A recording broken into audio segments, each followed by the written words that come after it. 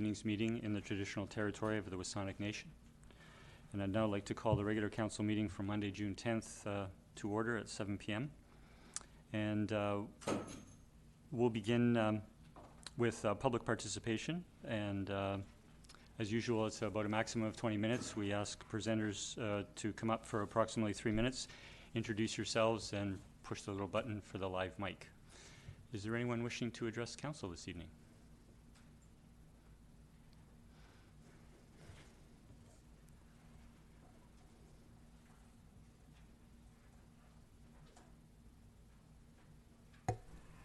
Good evening. John Blair, number 2, 2312 Henry Avenue in Sydney. Mayor McNeil Smith and councillors, I'd like to state my objection to the granting of a business license to any persons to sell paintings or any other objects or merchandise in Beacon Park as proposed in tonight's agenda.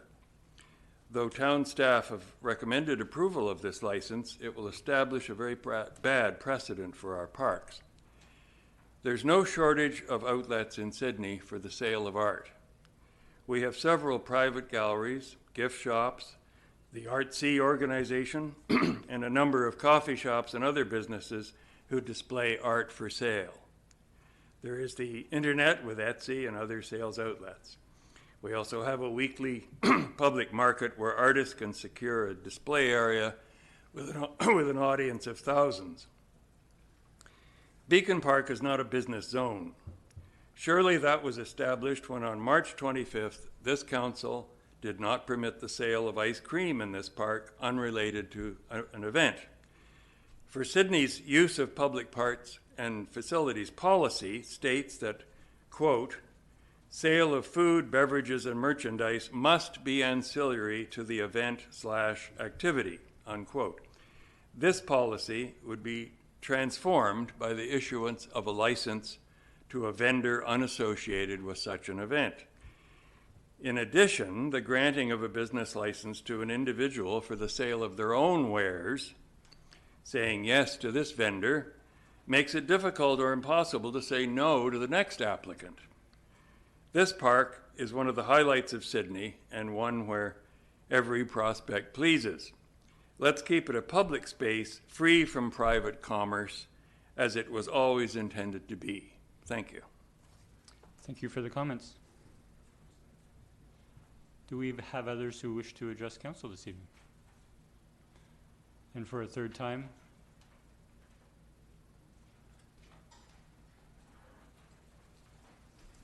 Good evening, Mayor and Council. Danny Gelina, 2545 Oakville. I just want to note from the agenda tonight you have two important issues. One is the discussion that will follow later on the Economic Development Commission and the future of the Commission. I think it's a really important discussion. I'm looking forward to hearing the debate and where we end up going. And the second is the report by the SBIA of their recent work, and I really want to focus on that one. I found the report quite interesting. There are three things that struck me in the report I think maybe need to be looked upon more closely. The fact the report seems to largely focus on the central business district, Beacon, the retail sector, and business and economic development in Sydney is much broader. There's Harbour Road, there's West Sydney, there's home-based businesses and those kinds of things. So I think that's something that needs to be taken into account when we look at economic development writ large. The second thing I found from the report is that while there are some results, and albeit the project was relatively short in length, the results are, from my perspective, largely qualitative and not quantitative. So when you hear that X number of people have looked at the website or clicked on or they've looked at the job applications, what would really be interesting to know is actually what happened. Who found jobs? How many businesses are actually coming to fore? And maybe that information will be set out later tonight. So I think it's important to have concrete results when we're looking at economic development. What do we want to accomplish? What are our objectives? How do we measure success? What are the tangible marks we're looking for in terms of did it fail or was it successful, and why not? If you don't have some benchmarks, you'll have no idea how to recalibrate as you move forward. The last thing is an issue which I have been concerned about for some time, and it's the fact that The project also included wrapping windows of vacant stores.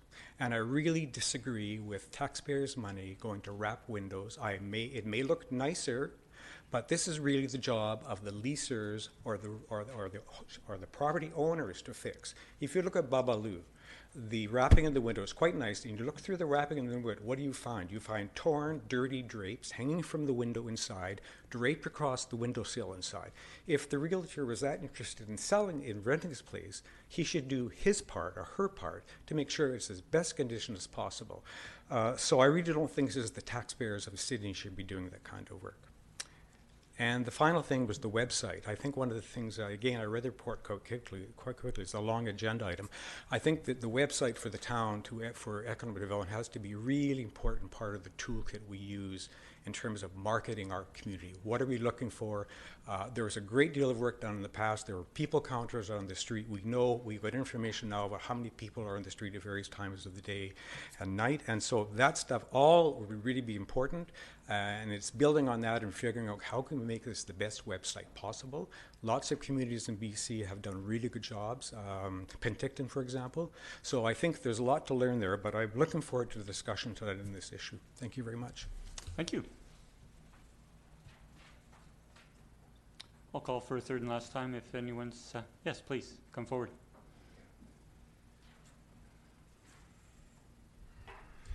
My name is, excuse me, Neil Keating. I live at 2351 Amherst Avenue, and I'd like to bring a public safety issue to the council. The area that I live in has no sidewalk or curbs, and I've been only there a year, so I can't give a long-term description, but I've noticed a lot of incidences when people are walking on the road, they're fairly cavalier about where they walk because there is no sidewalk.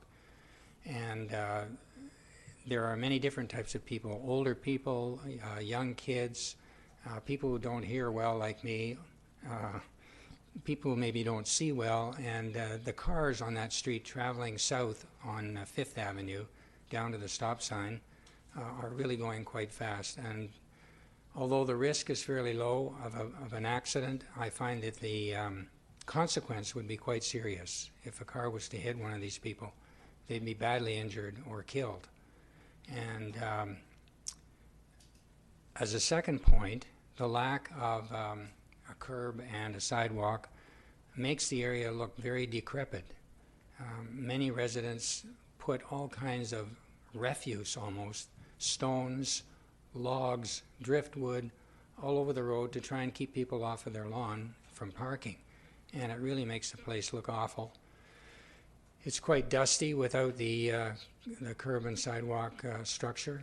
So my point is, I'd like the council, if you haven't already considered it, sometime in the future, to allocate some funds, especially for 5th Avenue, but if you have sufficient funds for some of the side streets to construct sidewalks and curbs in the area to increase the safety to people who are walking in that area. Okay. Thank you for your comments. A couple of things. One is the town does have 20-year infrastructure plans for roads, sidewalks, curbs, and gutters, and that's reviewed on a periodic basis. When budget comes before council, staff presents priorities with regards to capital projects for the community. In this year, in the budget that this council approved in the early spring, 85 capital projects totaling nearly $8 million were approved. So we will be going through that process again next year, and so we appreciate your comments. If you'd like some additional information about your particular neighborhood or your particular area, contacting staff by phone or dropping in, they'd be pleased to give additional information, and I'd certainly be pleased to have a conversation. Okay, that's good. I'm 73, so I might not live another 20 years. I might not live another month if I don't get a sidewalk, but well, as I said, anyhow, thank you very much. Thank you.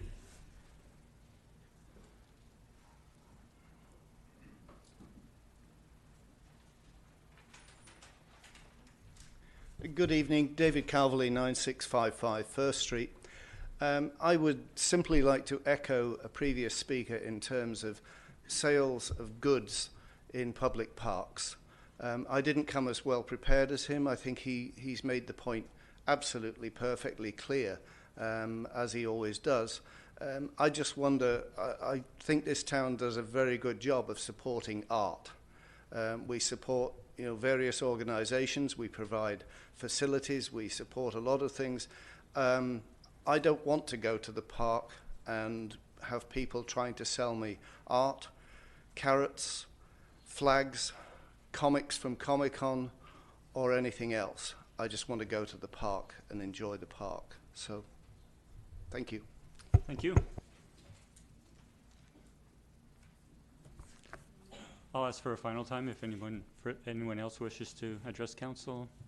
Seeing none, I'll bring public participation to a close. I have the pleasure of one introduction to make this evening. I'm pleased to introduce Ms. Jen Clary as our new Director of Engineering, Parks and Works here at the town of Sydney. Give us a little wave, Jen. Ms. Clary has a degree in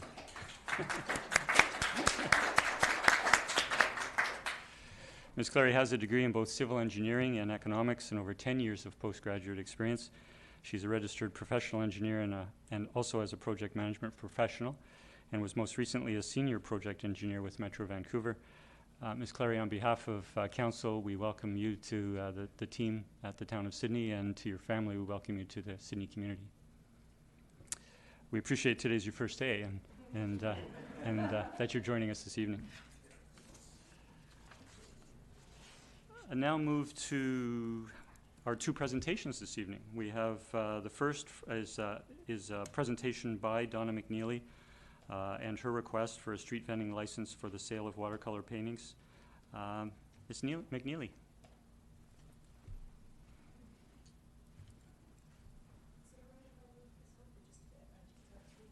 Yeah, staff can assist you as could be helpful there.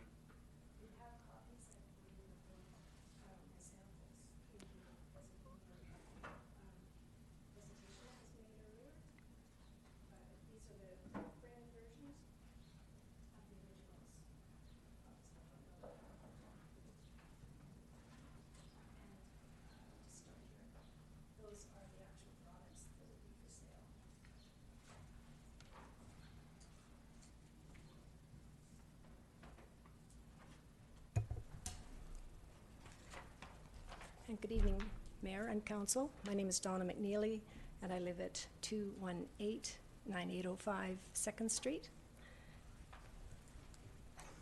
So thank you for giving me this opportunity to make my presentation. And I will just tell you a bit about my background. I first moved to Sydney. Oh, sorry. First time doing this, sorry. I first moved to Sydney in 1984.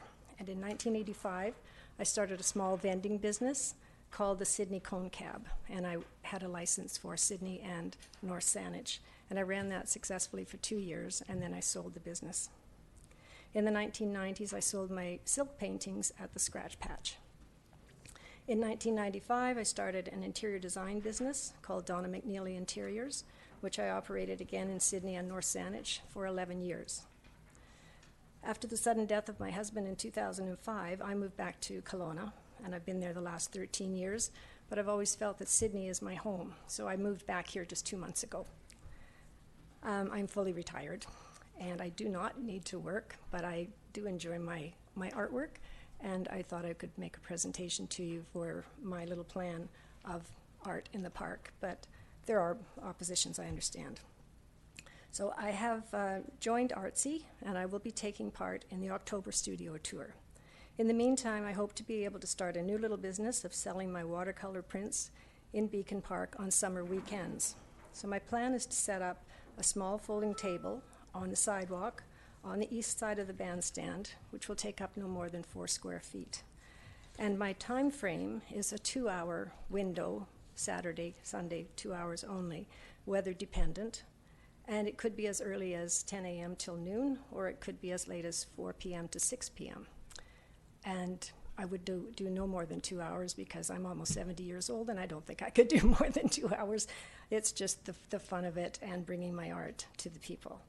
And I thank you for your attention and your consideration. And if you have any questions, I'll be glad to answer them. Does Council have any questions this evening? Councillor Rintoul. Thank you. Yeah, just curious, thank you very much for the presentation and for the information you provided us. And just to clarify, I know you're a member of Artsy, and I Yes. think one of the speakers noted that there's an opportunity at Talista to display and sell. Have you approached Yes. Artsy with respect to that? And will Yes, you move forward with it?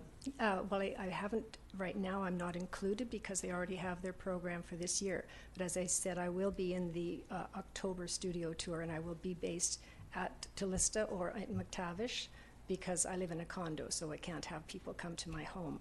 But I will be part of that tour. Okay, thank you. And if I may, Mr. Mayor, in terms of the Thursday night market, was that a consideration, or were you too late to They're full, participate? completely full, yes. And I did inquire, because I take up so little space, I asked if I could maybe share a booth because they're 10 by 10, but they declined that. They said they do not share booths. Okay, thank you. Okay,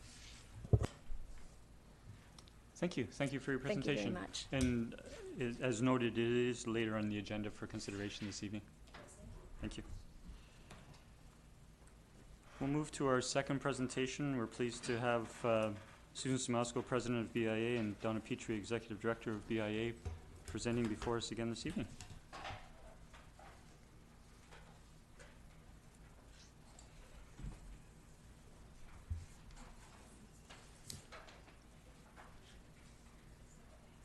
So, good evening, Mr. Mayor, members of council.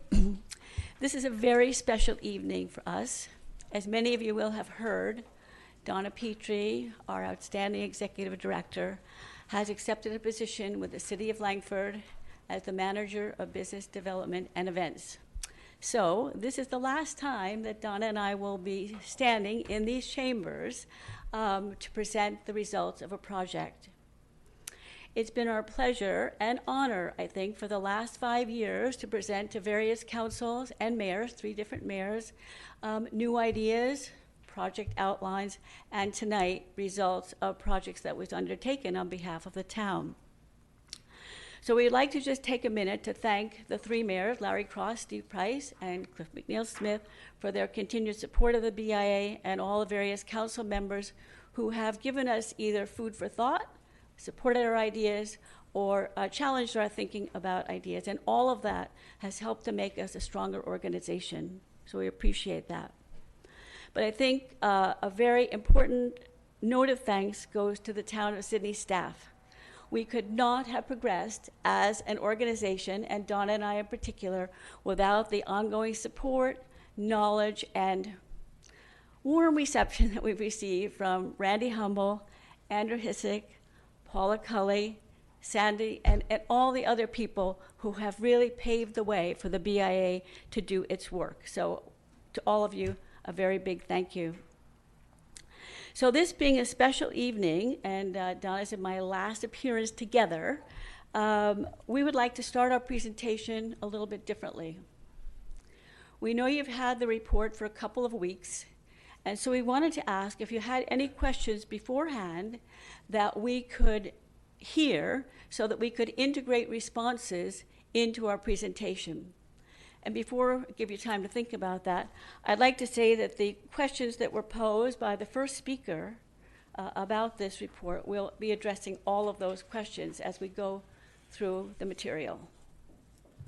Any questions at all? Are there any questions from council members? Councillor O'Keefe. Sure, thanks. Thanks, Donna. A couple things was, in regards to the job website, I'm wondering if, in your analysis and your measures of the success of that, whether you also looked at how many employers that use the site use that only to get jobs, and whether you have any percentages on that. So whether they used that site specifically, or did they also use Indeed and... Actually, Councillor O'Keefe, I'd like to answer that question right away. Okay. We didn't have the resources to go back and ask people how many sites they used for posting their jobs. That was not part of our remit, so we don't have an answer to that question. Okay. We think it's a good one, though, but we didn't have the resources. Well, I can give you some data. Okay. And so, I think one of the things that we were looking for when we were looking for results, like as was mentioned during public participation, some information, some data that we can use to say, yeah, you know what, this was a good use of taxpayers' money. And so what I did on my own was a couple periods in time, I went to the BIA website, I listed all the jobs that were posted, and then I went and I looked to see if they were posted elsewhere. More than 75% of them were posted either on Indeed, Craigslist, and Work BC. Well, you know, you would expect that, right? Yeah. We're in desperate times. Yeah. So We are in desperate times, and you'd expect employers to make use of every single tool available to them to find talent and qualified employees. So, but anyway, we didn't have the resources, and that was not part of the pilot. So, but it's a very good question. Yeah. And just one other question. So, in regards to the, like that, you know, that fact sheet that you had. Yes. And what I was wondering is, when you looked at that and you looked at the town's website and the information there, what did you see as the gaps in terms of what was the website not covering that would be covered by Donnie, you want to answer that? You want to come up to the mic and answer? And then like we'll what just, are the differences yeah, and then between we'll the two? begin our I think presentation. It's important to note, and just to remind everybody here today, that this project was just, our vision was phase 1. Phase 2 would have been a way more in-depth website, which would have taken some elements from the existing Town of Sydney page, which has some information for economic development type information people will be looking for. And if we were funded, which we weren't, we would have continued on and made a more robust website. But we'll now obviously leave that with the EDC to decide in the town. But the main thing, we needed a microsite and a landing page for this campaign. And we also know that we needed a tool that could be easily emailed out to commercial leasing agents. So it was just an easier tool for them to send to clients instead of sending a client down a rabbit hole of a municipal website page. That wasn't a pretty website. So our site was designed with more aesthetics to it. It had some different information like testimonials. It had information on businesses like recent success stories. But we, of course, did take some information from the town site, including the video that was made by the EDC. So it was a 12-week campaign, and if it had been continued, we would have built out that website in conjunction with the town a little more further. So, Okay. yeah. Councillor Gunn. Thank you, Susan and Donna. Excuse my ignorance, but I am a neophyte when it comes to all of this. It's just a regular, everyday working, tax-paying stiff. I consulted with the 2019 to 2023 fiscal financial plan, and I noted that in 2019, the town is saying that we're going to collect $305,399 in levies on behalf of the SBIA. So, as just your average guy, I'm wondering why, if these initiatives have value and merit, which you obviously firmly believe they do, it can't be budgeted for within that as opposed to being asked for extra expenses. There are two reasons for that. One is our mission, as you know, is to generate footsteps for Sydney. And that is one piece of the pie, which led us to actually come up with this proposal. And what I'd suggest, Councillor Garnett, that you come to the AGM next week, the BIA's AGM, and I can give you a complete answer at that meeting or after this session. I'd really like to focus on what we've done in this pilot to respond to some of the other questions and to give you a full picture of why I think this work is a continuation of the BIA work and the town working in partnership. Okay, so I would like to begin with the first slide. And the first slide is, since the BIA was started 6 years ago, our whole impetus has been to see the town of Sydney thrive. Our mandate has been to increase footsteps, and that means bring in potential customers, clients, and event attendees. But along with that, we've also made a commitment over the years as the BIA has matured as an organization to support our members to the best of our ability. And that's why, for example, we've offered professional training in how to use social media. We've begun networking opportunities with organizations outside of the membership, so people have broader horizons and more resources, including the media and organizations like Bouchard Gardens. But our whole effort here has been to make the town thrive, and I don't think there's anyone in the room who would doubt that Sydney's a very different place than it was 6 years ago. And a lot of that is because of the BIA's ability to create excitement and to bring new business to the town. Second slide, Donna. So why did we start this project? It's a really good question. And we started this project because we heard from members over and over again, I can't find the help I need. And commercial property owners, as you know, are really important members of the BIA. They pay the levy, after all. And they were saying, you know, we need help in filling those vacancies. And last but not least, on a regular basis, just off the side of her desk, Donna was receiving questions from entrepreneurs, business owners, realtors, leasing agencies, the provincial real estate organization, about how do we do business in Sydney? There's no one place. And so she provided that service. So as we've tried to show here, Help Wanted led us to think, God, we need to have a job bank. And you know what? There are many other tools. And Councillor O'Keefe, I take your point. There are other tools that we could use, but those are the ones that we thought of in our project. We did have job applicants, and we know some people did get jobs as a result of the job bank. Do we know how many people were actually hired because of the job bank?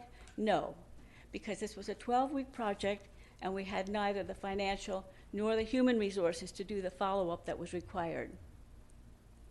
For the commercial vacancies, the business attraction campaign has led to at least 2 new businesses being established in Sydney, one on the west side, one right here in downtown, and we know of several others, including a microbrewery, that are currently in negotiations to establish businesses here in Sydney.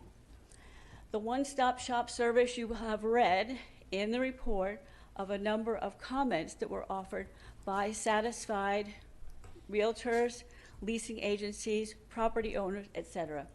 So we feel the project has fulfilled its responsibilities to our membership based on the concerns they raised before we submitted our proposal to council. The next slide, please. You've read about the time frame. The time frame was October to March. The actual implementation was only 12 weeks from January 7th to March 31st. The project overview, we wanted to attract new employees or talent to Sydney businesses. We wanted to attract new businesses to fill vacancies and create a one-stop information service for prospective investors in Sydney. Next slide, Donna. The methodology is pretty straightforward. Most of you will be comfortable with that. The first thing we did when we knew that we would be funded, we had to develop a request for proposals. And in developing a request for proposal, we had to develop the criteria by which we would judge those proposals. So Donna and I and a couple other board members sat down and we developed those criteria, which had to do with the knowledge of Sydney. Can you deliver this project in 12 weeks?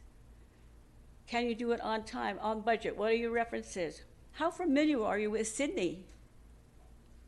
The organization that we selected was highly familiar with Sydney and in fact exceeded all of our expectations. And Donna will be saying more about that in a minute. So once we'd selected the successful proponent, we had to select a design team. So we had Donna, a member of our board, as well as 4 people from the firm, Trapeze. Some of you may be familiar with the work of Trapeze, a very creative, very professional group, well regarded across the island and elsewhere.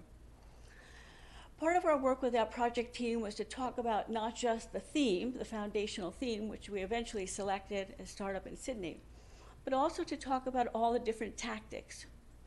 And that's where Donna's talent came in working on the print, the media, the outdoor, all the different strategies we could use to make best use of the materials that we come up with. In her report, where she talks about the results, she'll talk a little bit about the data analysis. And it may not satisfy all of you, but keep in mind, this was 12 weeks, a 12-week project from beginning to end. And then we used that data to prepare the report, which provides some quantitative and some qualitative information for you. And so that's as far as I will go, and I'll turn it over to Donna now to do the results section of our report. Thanks, Susan. So as Susan mentioned, the foundational theme was Startup in Sydney. And we selected that because we felt like it was a strong call to action for not only entrepreneurs, people that are looking to start a career in Sydney, but also to people that are looking to relocate their business. We wanted the campaign to be a fun, contemporary, colorful, eye-catching campaign. And also we wanted to really start to create awareness for Sydney. Again, phase one being our intention was just setting some foundation and also shifting the perception of Sydney. We wanted to show that our business community and the municipal government are working together in collaboration, and we felt that the Startup in Sydney campaign and messaging was really strong.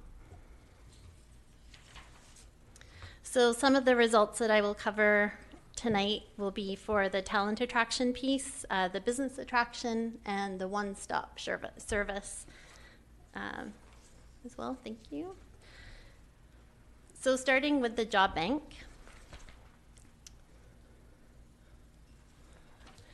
The job bank was created rather quickly and implemented on the Sydney BIA website. And there were two sections on the website, one where people looking for jobs could go to, and one where businesses could post jobs. And we quickly saw many jobs being posted from not only downtown Sydney, which is important to note, but West Sydney, Harbour Road, and actually many businesses from North Saanich as well. And we promoted the business through many different means, print, digital, and we also had an incredible volunteer who spent many hours delivering information, one-on-one meetings, phone calls, and emails with educational institutions, employment agencies, and of course all of the businesses, West Side, Harbour Road, and in downtown Sydney.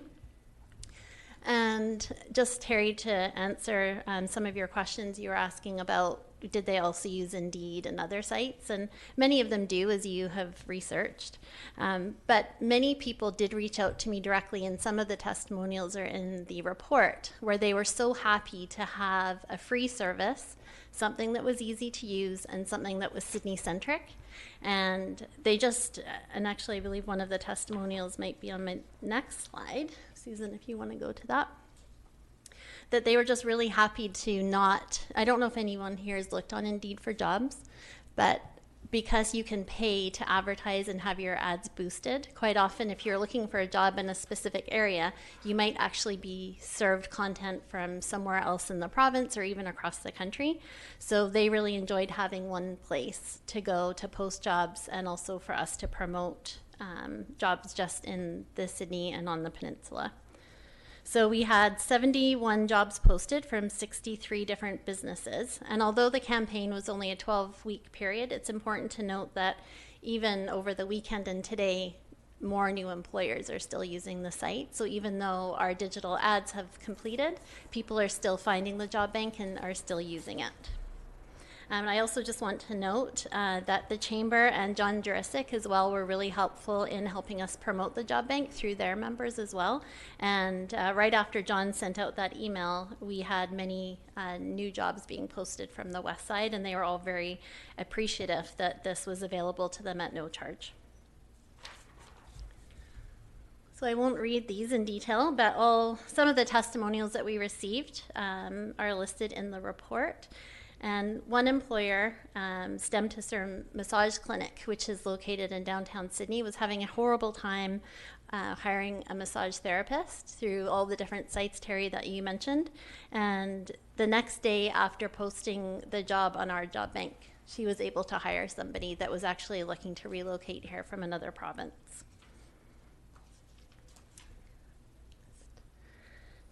So with the business attraction campaign, again, I just want to reiterate that our intention was for this to be phase one of a longer term project. And so with the business attraction campaign, it was more of a general awareness campaign. We weren't going after industry specific types of businesses to attract to Sydney. We, again, just wanted to shift the conversation about what some people are saying about some of the lease spaces in Sydney.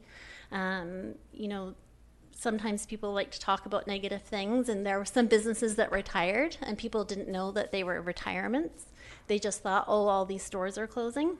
So we really wanted to strategically position Sydney as a dynamic and attractive place to do business, and that, again, the community is working together in a collaborative effort to create awareness and attract new businesses to Sydney. If the project would have been funded for a longer term phase, we would have then looked at more specific industry or businesses gaps that are missing in our retail community to attract to Sydney. But we did feel that during the campaign period, we had, I believe it was 11 businesses that reached out to me. One of them has now found a lease space in Sydney, is opening next week. Another person relocated from downtown Victoria, a tech company, over to West Sydney. So again, in that 12-week period, I'm really happy with at least 2 businesses with secured leases and many still in negotiation. Some of the tactics that we put out, we have the paid ad we had in Douglas Magazine, Times Colonist, Google AdWords, Facebook, Instagram. Obviously, we had the window wraps, the BC Transit ads, and the transit shelter ads. And it's just important to note that the Douglas Magazine feature that came out last week on Sydney, that was earned media. That was not anything that was part of our campaign. I had a call one day. I was just walking out the door, and the editor of the magazine called me and said, "You've got 5 minutes to pitch why I should put a substantial story about Sydney in the next magazine. Go." It's like, okay, so this is why. And I told her all the reasons why. And now we have about over 7 pages worth of telling Sydney's entrepreneurial story. So we, again, consider that a success.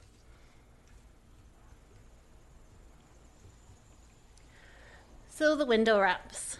Some people are still unsure of why we did this. And as one of the presenters noted, and I think it's important to mention that when we say taxpayer dollars, it's important to note that $1.9 million that is part of the town of Sydney tax base comes from the BIA business district alone. So it's not just residential dollars, it is also business tax dollars. And I just think that's really important for us all to remember, that sometimes municipal government does reinvest some of those dollars into its downtown. So with the window wraps, again, we didn't feel like this was what we wanted to represent our community. Unfortunately, we didn't get a chance to wrap this window because the project wrapped up and the budget had all been spoken for. But we're really happy with the window wraps that we did. We felt that, again, we're shifting the perception of what's happening in our downtown and what's not happening. It showed that our town was working together on a concentrated effort with a vision. And to be able to wrap windows, you have to have one person leading the pack and coming out with a design concept, somebody that's going to do the work. Because if you don't, individual property owners are not going to get there. Maybe eventually they would. And our hope would be that after doing just a few window wraps, that it would in the future be a collaborative effort of window wraps. So this was just to kind of test the waters, show them what's possible. And we did also enjoy using, if you want to move forward to the next slide, we did enjoy using this very valuable real estate space to promote the campaign. So it wasn't just to help the property owners, it was just, again, shift the perception and have a consistent message. So these are just a few of the window wraps that I'm sure you've all seen.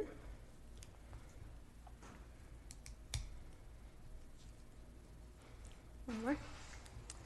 And this is the one that is the most rewarding for me, especially as I wrap up my time here in Sydney. This gentleman contacted me on January 15th. He had vision, he had capital, he had equipment, but he didn't know who to call. He didn't know what to do. And if he was here today, he would tell you all of this. I don't need to tell you this. He said, "Donna, I just need like a couple of hours of your time. What do I do?" And I started asking him all the questions. How much space do you need? What's your budget? All these questions. And After we hung up the phone, I put him in contact with this property owner and the leasing agent. I said, you need to call this person today. I know that they can help you. They have the perfect space. Name this space. And this is the business that's opening next week. So I consider that a win. I consider that a metric.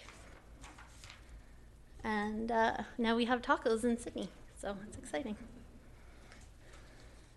So with the business attraction campaign, although we cannot take credit for these 10 business licenses that were issued during the 12-week period of the campaign, we strongly feel that our campaign started a new conversation for investment and entrepreneurs seriously looking at Sydney as a place to open a business, as a vibrant community, not as a retirement community. Our digital marketing numbers are strong. We reached over 15,000 people through 3 different channels, and over 2,300 people clicked on the Startup in Sydney microsite over the 12 weeks. We had an incredible amount of feedback from leasing agents, commercial realtors, and this gentleman here has relocated his business from downtown Victoria over to West Side, taking up a vacancy over there. And the messaging was, business is good here. You know, it's a great time now to invest in Sydney and open up your business. So using very friendly, casual language, bright graphics, and again, really trying to shift that messaging around Sydney and just starting a new conversation. And it's also important to note that although leasing agents and commercial realtors are experts in their field, each of the agents that I spoke to were so grateful to be able to have somebody to talk to be able to have a fact sheet that they could email out. None of them had a tool like that available, and you might expect them to just be able to create that internally, but it just didn't exist. So for us to be able to give them that fact sheet that they could email out to clients was a huge help to them. And really, in this really competitive space, across the whole CRD of attracting business, the more business friendly and open for business that you can actually be as a community is, I feel, is vital to the success of a business community. Next slide. So some of the assets that were developed throughout the 12-week program was the microsite, the downloadable fact sheet, and we did create some job bank posters and cards that we distributed, over 2,000 of them across the peninsula. And these were some of the tools that we would have built on, as I mentioned, had the campaign been continued. But for the beginning, we wanted something out there, and we felt like the microsite did. Again, it was a very vibrant, exciting looking website, and we felt like it was a good tool to start with. So this gives you some of the numbers of where the clicks came from. I won't read them all out loud. You have them all in the report. And then with our earned media, this earned media was a result of a media release that we had issued. So there was a couple of print and digital story that the Times Colonist ran, 2 stories in Seaside Magazine through the Black Press Group, and then of course the Douglas Magazine feature, which was issued last week, and we do feel like that is a really significant exposure for Sydney that was captured at no charge. Now I'll pass it back to Susan. Thank you. Thanks very much, Donna. Just a few points from the discussion that I thought were worth showcasing, not just for council tonight, but for all those folks watching tonight's proceedings on video. First, I think the project definitely showed that there was a need for this sort of project, and we think we showed what's possible in 12 weeks. There's not a lot of time. We felt that the theme worked very well and that it attracted individuals as well as businesses and prospective business and others. The job bank offered a useful tool, not the only tool, but it was a useful tool for many people, and some people did in fact hire employees from that tool. The business attraction campaign attracted interest from several different sectors of businesses: retail, the service sector, food and beverage, technology, daycare, and a microbrewery. Now I know, as Donna said, if we were able to continue our work, we would have worked with the Economic Development Commission or whatever group is established by council in order to decide what are the particular businesses that would complement those we already have. But as a general scan, we were very happy that we got this diversity. We also showed that through this project, collaborations are possible with property owners, realtors, leasing agencies, people that we've not necessarily worked with before, and the town and the BIA. The one-stop shop service is critical, we think, to creating partnerships and understanding among all parties in what's really involved in establishing a business in Sydney. Sydney BIA has been the community champion, and I cited a piece from the UBCM report, and how important it is to have community champions that sometimes staff or elected officials don't necessarily see what's happening downtown. They're not in touch with the business community. So sometimes it takes a community champion to say, look, this is the way it is, this is what's happening, this is the intervention we feel is necessary. So we feel in this particular project, the Sydney BIA definitely served as the community champion. We think we've also illustrated what's possible if you have a clear vision, you have creative ideas on how to implement the project, and it's implemented professionally within budget and on time, which this project was. The recommendations, we have 5. There are 4 listed here. I have 1 on the next page. 1, we think the job bank should be sustained. Obviously, people are still using it, even today. We think we need to maintain the one-stop shop information service. That's an ongoing need. We need to create a newly configured economic development committee with current business leaders, not only citizens, people who are actively involved in the town today, doing economic development in their own forum. We also think that there's a real opportunity to develop and expand a vision for further business attraction and retention in the town. These are the main themes that we carried out, and we hope that this work can continue one way or another. And the last slide I have is this one. And my only recommendation here is nothing ventured, nothing gained. If we'd not done this project, we would not have a Mexican restaurant. We would not have a high-tech restaurant in West Sydney that we didn't have before. And it's conceivable in the next few months we'll have a microbrewery and a number of other businesses that have come forward that we know are still in negotiations with leasing agencies and property owners about setting up a business over the next few months. So in summary, we feel the project has met its deliverables on time, on budget, in a way that we feel has added significant value to the town of Sydney for the future.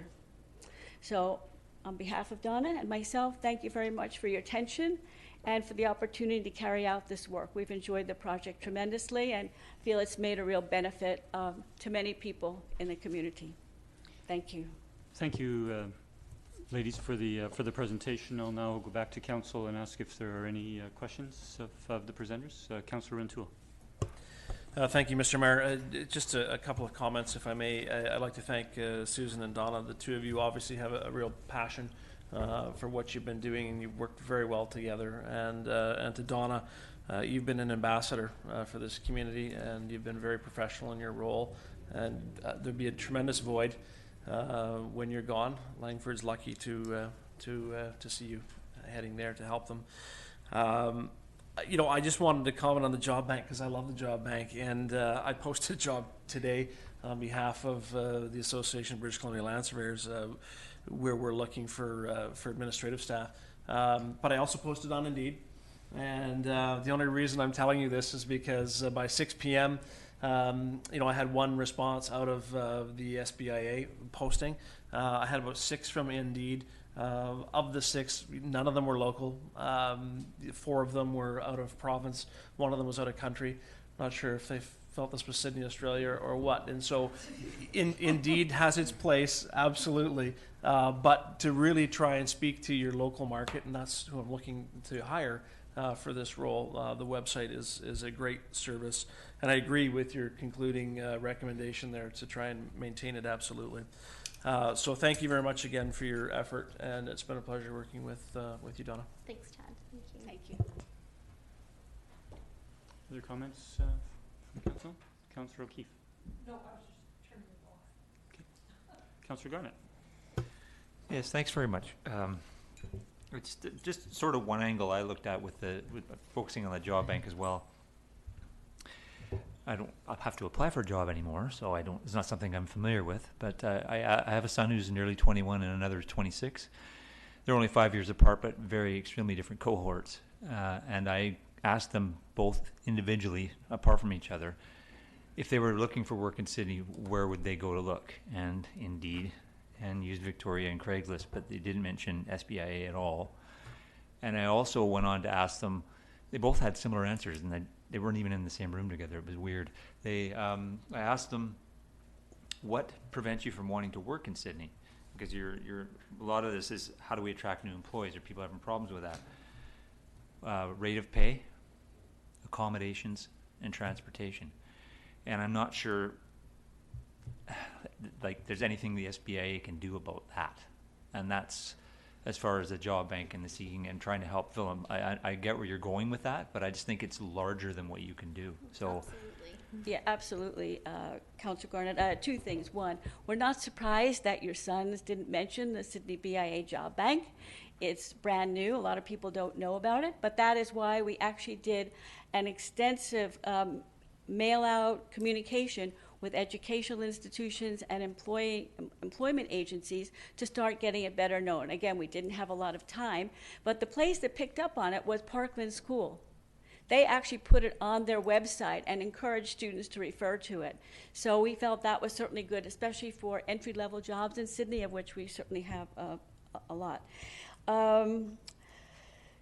As for the other issue about transportation and housing, the BIA, I think, has a role to play with many other people. It's not our main mandate or mission, but like the issue with the taxi, about the taxi issue, where taxis from the airport don't want to bring people to Sydney, we've taken a role as a conduit in communication between the hoteliers and the airport, the town, North Saanich. And I think that's the role for the BIA in these wider issues. We have a voice at the table, but it's not our primary responsibility, at least at this point.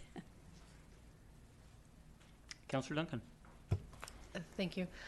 Your mention to Councillor Garnett about the AGM made me think of last year. I attended the AGM, and one of the things I remember speaking about with the people at my table as we were brainstorming about staff retention and finding new staff was how much effort people put into training and then trying to get retention and trying to make sure that service was excellent and that Sydney really had that kind of forward face of pride of excellence in service and retail. And one of the examples somebody had brought up about, when customers would ask, where can I get X in town? And I don't know.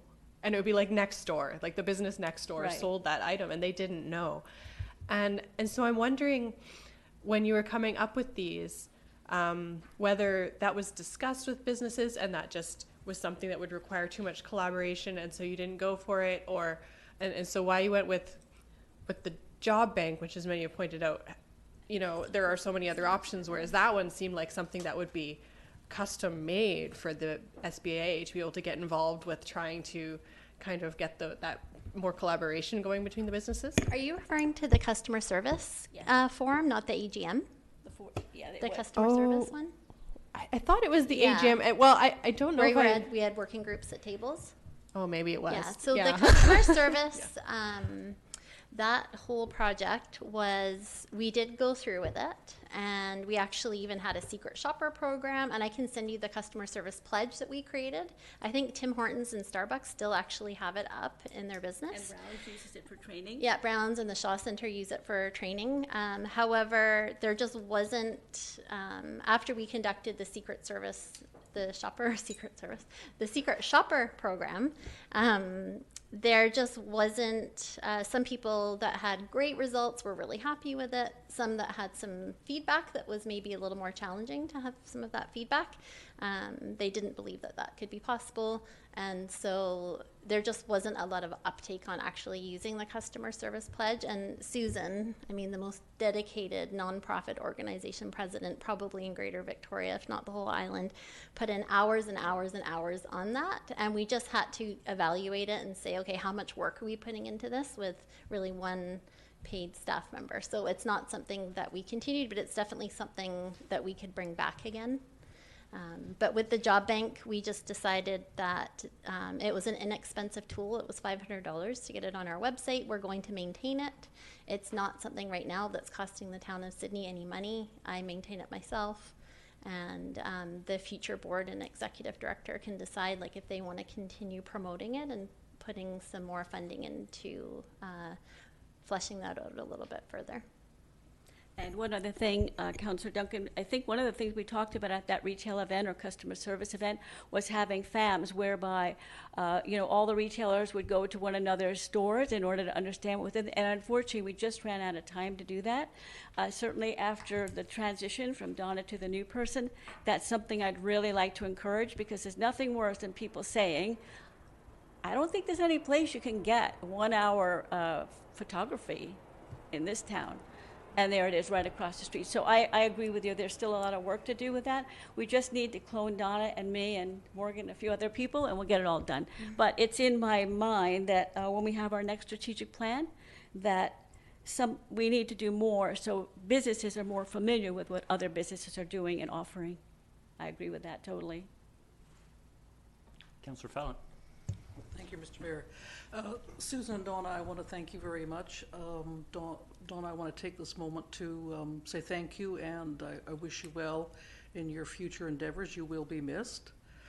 You can't be, now, as far as BIA and the projects, you can't be everything for every problem that is in Sydney, and you can't do absolutely everything.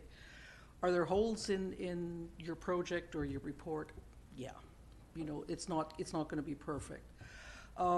I think it's also a trial and error of what works and what doesn't work. If I look back, it's a pilot If I look back over the years of where Sydney was and since the startup of the BIA and all the changes, it is dramatic. And I think we're also in a strong season of transition for our town.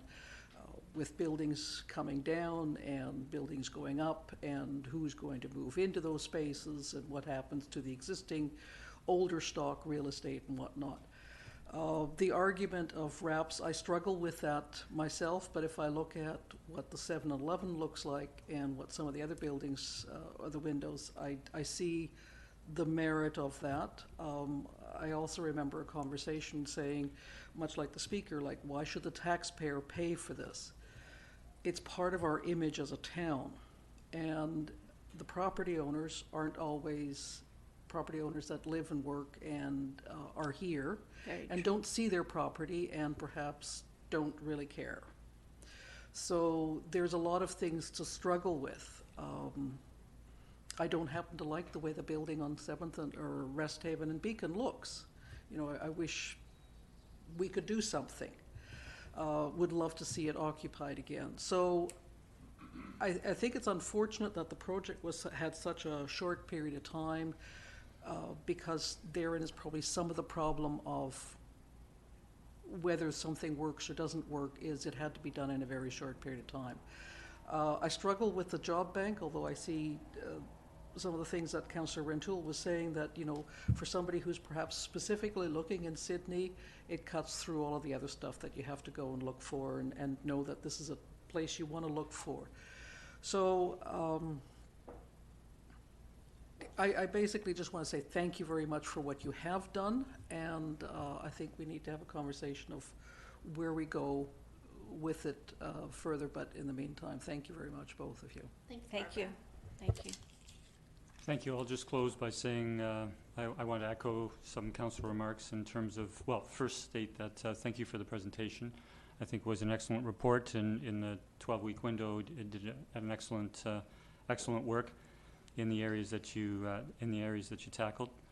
And to close, to echo Councillor appreciation for the contribution that Donna Petrie has made over the last 5 years. It's been an enormous contribution to our community, added to the economic vibrancy.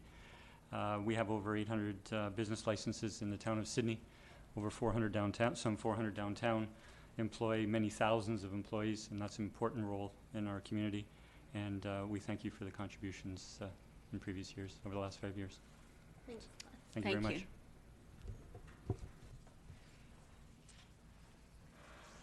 Now look to approval of our agenda. We have actually, we don't have public participation at this time. We just have it at the outset, sir. Happy to chat afterwards, but sorry, look for approval of the agenda. We have two additions. We have two additions to item 9A, Councillor Fallett's Vero report, and we have an addition before us, given at our desk this evening, to item 12A. So if I could have a motion regarding the agenda. Sorry, and did you mention my councillor's report as well? Well, we do have two additional Yeah. council reports. Yeah, Okay. that's fine. Yeah. I'll move approval of the amended agenda.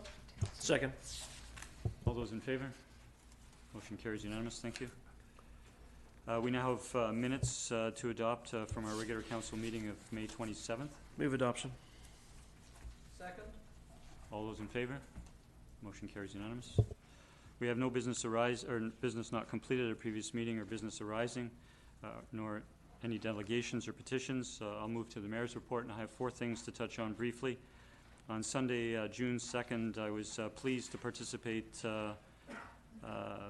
at the Shaw Ocean Discovery Centre 10th anniversary celebration in Beacon Park. They also celebrated World Oceans Day. It was great to see some 12 organizations presenting, and I was pleased to assist in cutting of the 10-year celebration cake. And a huge accomplishment for the Shaw Centre for the Sailor Sea, and having over 800,000 visitors over the last 10 years to our community. And we certainly wish you continued success. Later that afternoon, I accepted a much larger challenge, and I represented our community in the annual Bay Teacup Race in windy waters off the shores of Oak Bay. There are 5 new mayors in the region. New Mayor Kevin Murdoch of Oak Bay challenged the other 4 mayors to a race in the teacups. And one mayor was at a conference out of province. Another mayor injured his Achilles. So there was 3 of us teabags in the teacups, and 2 of them went under and got dunked. And I managed to stay afloat, but unfortunately went severely adrift. And so none of us really finished properly. On Thursday, June 6th, really happy to attend with some of my council colleagues the 20th anniversary little parade we had for the Thursday night street market. It's been a huge success over the years, one of the largest markets in Western Canada, and we look forward to its continued success as well. And on Friday, June 7th, I had the pleasure again with some councillor colleagues of attending Access Awareness Day here in Sydney, a very important day for our community. There is a committee that's been in place for over 6 years now. The Shoal Centre, Sydney All Care, and others brought the event together. Again, they brought 12 exhibitors together at the Shoal Centre during the day, and all of these organizations provide very valuable services in the area of mobility, hearing impairment, visual impairment, and I had the challenge of leading the scooter parade out of the residential area into the downtown and back. My first time in a scooter, and it was a significant learning experience, which I appreciate. That concludes my mayor's report. I'll now move to councillors' reports. We have 3, and I'll begin with 9A and Councillor Fallett with regards to the libraries. Thank you, Mr. Mayor. Well, I didn't do a teacup race or race around on a scooter. I did attend the Vancouver Island Regional Library Association monthly meeting up in Nanaimo on June 2nd, and as stated in the report, one of the things I had brought up in a previous report was that in fees and policies, there was a separate fee for if you were a non-resident or a visitor from a former VIRL region, and it was over double the fees if you want to borrow supplies from the library. And that was challenged at the meeting. The executive came back and realized that that was not a necessary fee policy to have, and so passed it that if you're a visitor using a library, there is one fee regardless of whether you came from a former Vancouver Island Regional Library area. So that was good. We've also, you'll see on the report that North Saanich, as some of you will know, has been looking at putting up a branch library up at Panorama Rec. That is still standing with the Agricultural Land Reserve, and there's no word back on that yet, so it's still sort of up in the air. As far as our own branch, it's open and running, and this Saturday on June 15th from 1 p.m. to 3 p.m. is the opening celebrations, and there will be children's entertainment and cake and prize draws, and I hope to see everybody there. Take a look at our branch. It's a stunning branch, and I think we can be very, very proud of our Sydney North Saanich Library branch. And also for the renovation costs, the budget was set at $2 million. It came in under budget at 1.5, so that's really good news.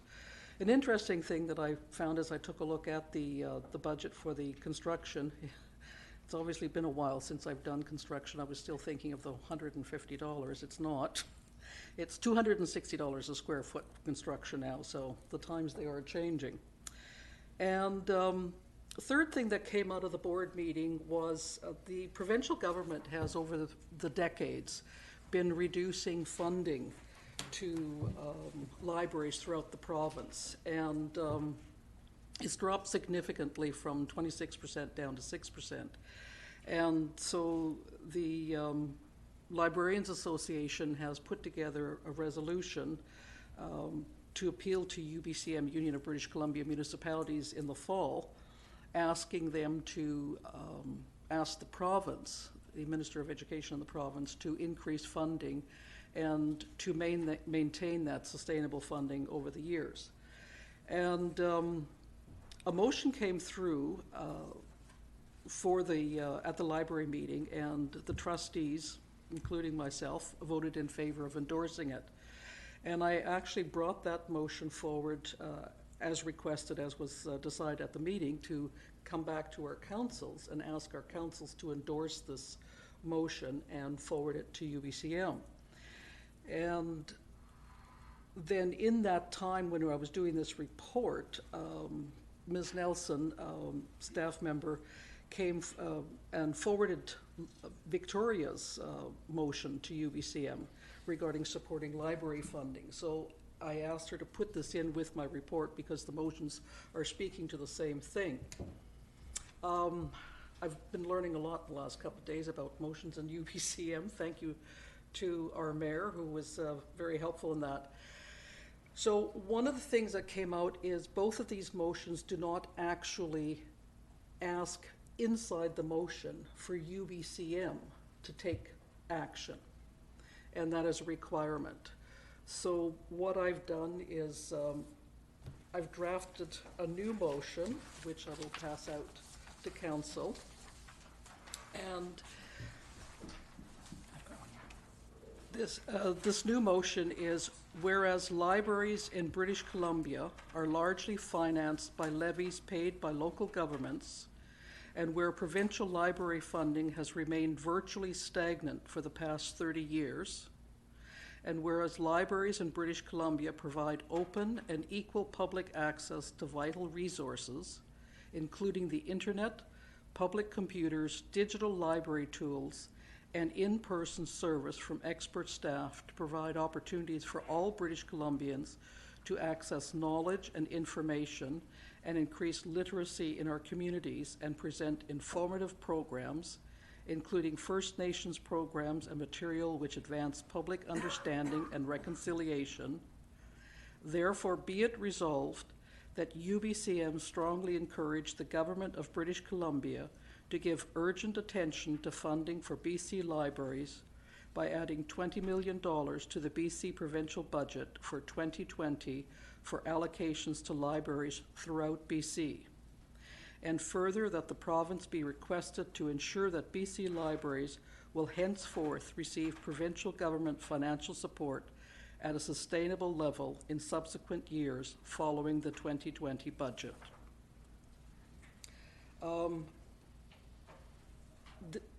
I need a seconder for this motion, and then we could carry on. Second. Second. Thank you. Discussion by Councillor Fallon. Thank you. This motion actually directs UBCM to do something, whereas the other two motions that are basically just endorsing and saying, yeah, we agree. So in my research, I phoned UBCM, the executive director, this morning and said, what happens if multiple municipalities come forward with a resolution? What do you do? And he said, well, we pick one. If they're essentially the same, we pick one, and that would go forward into the resolution book for September to be debated, and it would refer to the other motions that are the same or similar. In my second question, I asked if we basically just say we agree with what Vancouver Island Library, Regional Libraries, or the City of Victoria is doing, we endorse that. And he said, that's basically just extra paperwork. We in the office would read it and would acknowledge that there is support out in the communities, but it really wouldn't go to do anything. You either need to have a resolution for UBCM with an action, which this one does have, or you don't. So my understanding is they already have another municipality who has brought in a motion. I don't know which one it is. And tomorrow night, the City of Vancouver is also looking to approve a similar motion. So at this point, it doesn't really matter whose goes in, but I believe very strongly that the funding should be increased and should be sustainable. And whether we're first at the bridge or not, I'm quite happy with that being it is, but I think it's the right thing for our community to say, yes, we do agree with increasing the funding. Councillor Wainwright. Thank you, Mr. Mayor. I'd like to propose a friendly amendment, if I could, and that's in your the third paragraph in the therefore be it resolved, and you mention funding for BC libraries, and then you say allocation of libraries throughout BC, and my friendly amendment would be to say public libraries, because there are also other libraries, including the university ones, and you're looking for 20 million going into the public libraries. Thank you. I would accept that. Seconder? Councillor Gordon? Yes. Thank you. Thank you, Councillor Wainwright. Other comment or questions? I'll call the question. All those in favor? Motion opposed? Motion carries unanimous. Thank you. Councillor Garnett, you have an update for Councillor update for the museum. Thank you, Councillor Fell. Thank you. Thank you, Mr. Mayor. Yeah, I attended as a liaison the City Museum Archive Society meeting on Saturday, June 8th. Just for knowledge for the rest of the council, at the end of May, the cumulative donations were at $30,999, which is more than double what they were last year at this time for the same time period. So they're doing really well. Quite happy with that. And this is for the audience and those that turn into the video, because we're all aware the museum will be closed from June 16th to June 20th inclusive, so that the dedicated staff and volunteers can prepare for the Chief Dan George exhibit. In response to your question earlier, Councillor Rintoul, they aren't going to be supplying any additional washroom facilities, and you were curious about that, so I got an answer for you. All parts of the exhibit are now here for the Chief Dan George exhibit. Posters and the rest of the programs will be here this week and will be placed around town. Mary Winspear, the Chamber Information Center, to name a few, so if you want to find one. Their museum is also working on possibly having a tour of the exhibit the night before it opens. I'm not sure who would be eligible, hopefully myself, but we'll see.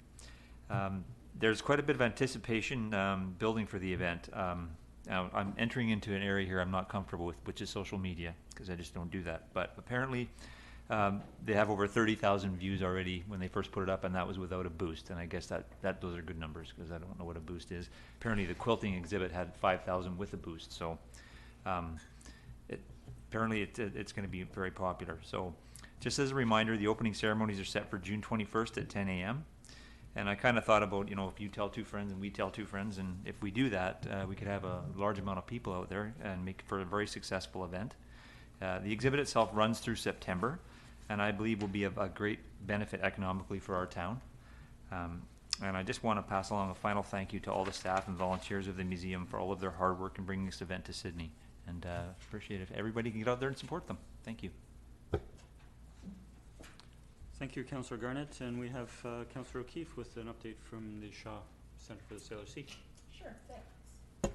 So I attended the board meeting for the Shaw Centre on May 28th, and we were given a tour of the centre by their engineering systems technician and chief aquarist, and to provide an update on some of the changes that have been made using the additional funds from the town.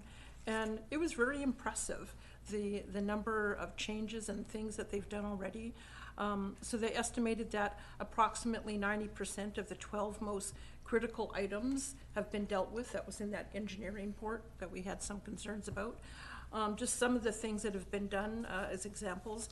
So they've redesigned and rebuilt a lot of the plumbing to make it more efficient and easier to maintain.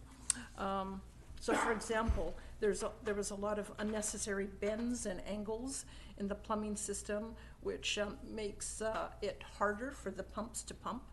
So now with the changes, the system runs more effectively, more efficiently, and although they have 2 pumps, the system they'll still use the 2 pumps. It could run on one, but it just means that there'll be less wear and tear on the 2 pumps, so it'll extend the life. They also did some seismic upgrading on the pipes. A lot of the pipes and the lights have been resituated for easier maintenance. They also installed new lighting that is more appropriate for sea animals, so it mimics the actual sunlight in their normal natural environment. All the floor sensors have been replaced. I know that was a concern for a number of members of council in terms of if there was a spill, if one of those tanks, there was concern that they wouldn't get alerted and that could cause a lot of damage. So all of those sensors have now been located and they fixed. And so if there is a spill, they'll be promptly able to respond. Another thing that they can do now is they can isolate the tanks on an individual basis, which wasn't possible before. So that allows them to deal with issues in one tank rather than having to deal with all of the tanks. And an example of how this is making a difference is that, so compared to January to May of 2018, they had 9 emergency shutdowns as a result of issues with the equipment and the pumps, and that required 36 hours of staff time at time and a half to deal with those issues. So now with the changes that they've made in the efficiencies over the same period this year, for January to May 2019, they only had 1 emergency call, and that was, I believe, it happened during the snowstorm. So these changes are obviously having a positive impact. What they're working on next is mapping out the system, establishing a maintenance plan and a maintenance log, although that will be a lengthy process, but they've started that.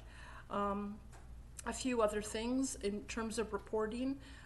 They've met with our staff here, Mr. Hissick and Mr. Humble, and I believe regarding the metrics that we were interested in seeing, and I believe Mr. Hissick said something would be coming back to council in the near future on that. The mayor has mentioned the 10th anniversary already. And another thing I thought was interesting to note was the number of partnerships and the amount of collaboration that the center is doing in the community. So, for example, they gave us an update on University of Victoria PhD students doing salmon research and using a special tank that they have at the Shaw Centre as part of their research. And they're going to be using that again for a rockfish study. May 29th, they co-hosted an event with Friends of the Shoal Harbour, where they talked about the conservation of blue herons And on June 5th, they had an event with the Rain Coast Conservation Foundation. So a lot of collaboration working with other parts of the community. And also they, at Access Awareness Day, they received the Jeanette Hughes Accessibility Award. Their welcoming, inclusive, and friendly approach from their staff and their volunteers and their automatic doors were highlighted as important aspects to allow them to receive that award. And I'll end it at that. Thank you, Councillor O'Keefe. That ends our council reports for this evening. I'll now move to committee reports, and we have item 10A, which is the minutes from the Emergency Planning Committee of May 22nd. I'll move that the minutes be received. Seconded. Discussion? Councillor O'Keefe. I just wanted to make a comment that I thought it was an excellent summary, and just impressed with the amount of work and planning that's going on in the community and with those who are involved in this. So just wanted to say thank you for that. Thank you. Any further discussion? I'll call the question. All those in favor? Motion opposed? Motion carries unanimous. Thank you. Move to item 10B, which is the Select Committee to review the Economic Development Commission from the meeting held May 24th. At that meeting, all councillors were in attendance as members of the committee. We have minutes and a recommendation. I'll move receipt of the minutes. Second. Discussion? All those in favor?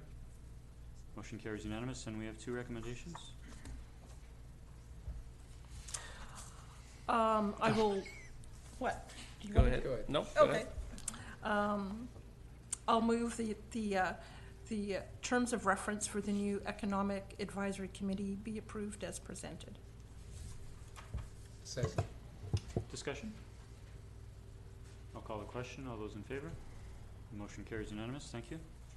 And we also have a staff recommendation, and I would entertain a motion.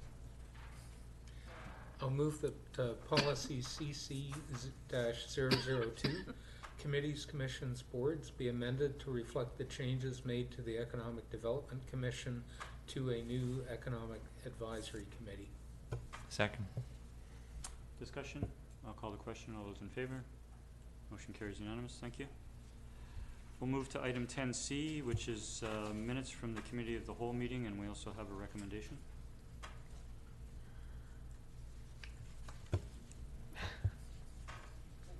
I move that the minutes be received. Second. Second. Discussion? Councillor Ventura. Yeah, thank you, Mr. Mayor. Just a couple of items with respect to the minutes. I appreciate that the first version of the minutes that went out have been revised, and so that if members of the public took a look at the package prior to this afternoon, they may not have noted some minor revisions to the minutes that largely reflected around the removal of Beacon from the initial list of areas prohibited for the sale of retail cannabis. The point I'd like to make right now is under 7A. There's a number of bullets which refers to committee members had several questions on the following items were discussed. The fifth bullet says, with respect to retail sale of cannabis, would like to ensure access for those who need it. And I take exception to it somewhat in that I don't recollect the statement being made. Perhaps it was, but that we're not referring to medical sale of cannabis or prescription cannabis here. We're talking about retail sales, and so I would like the mover and seconder to consider having that statement removed.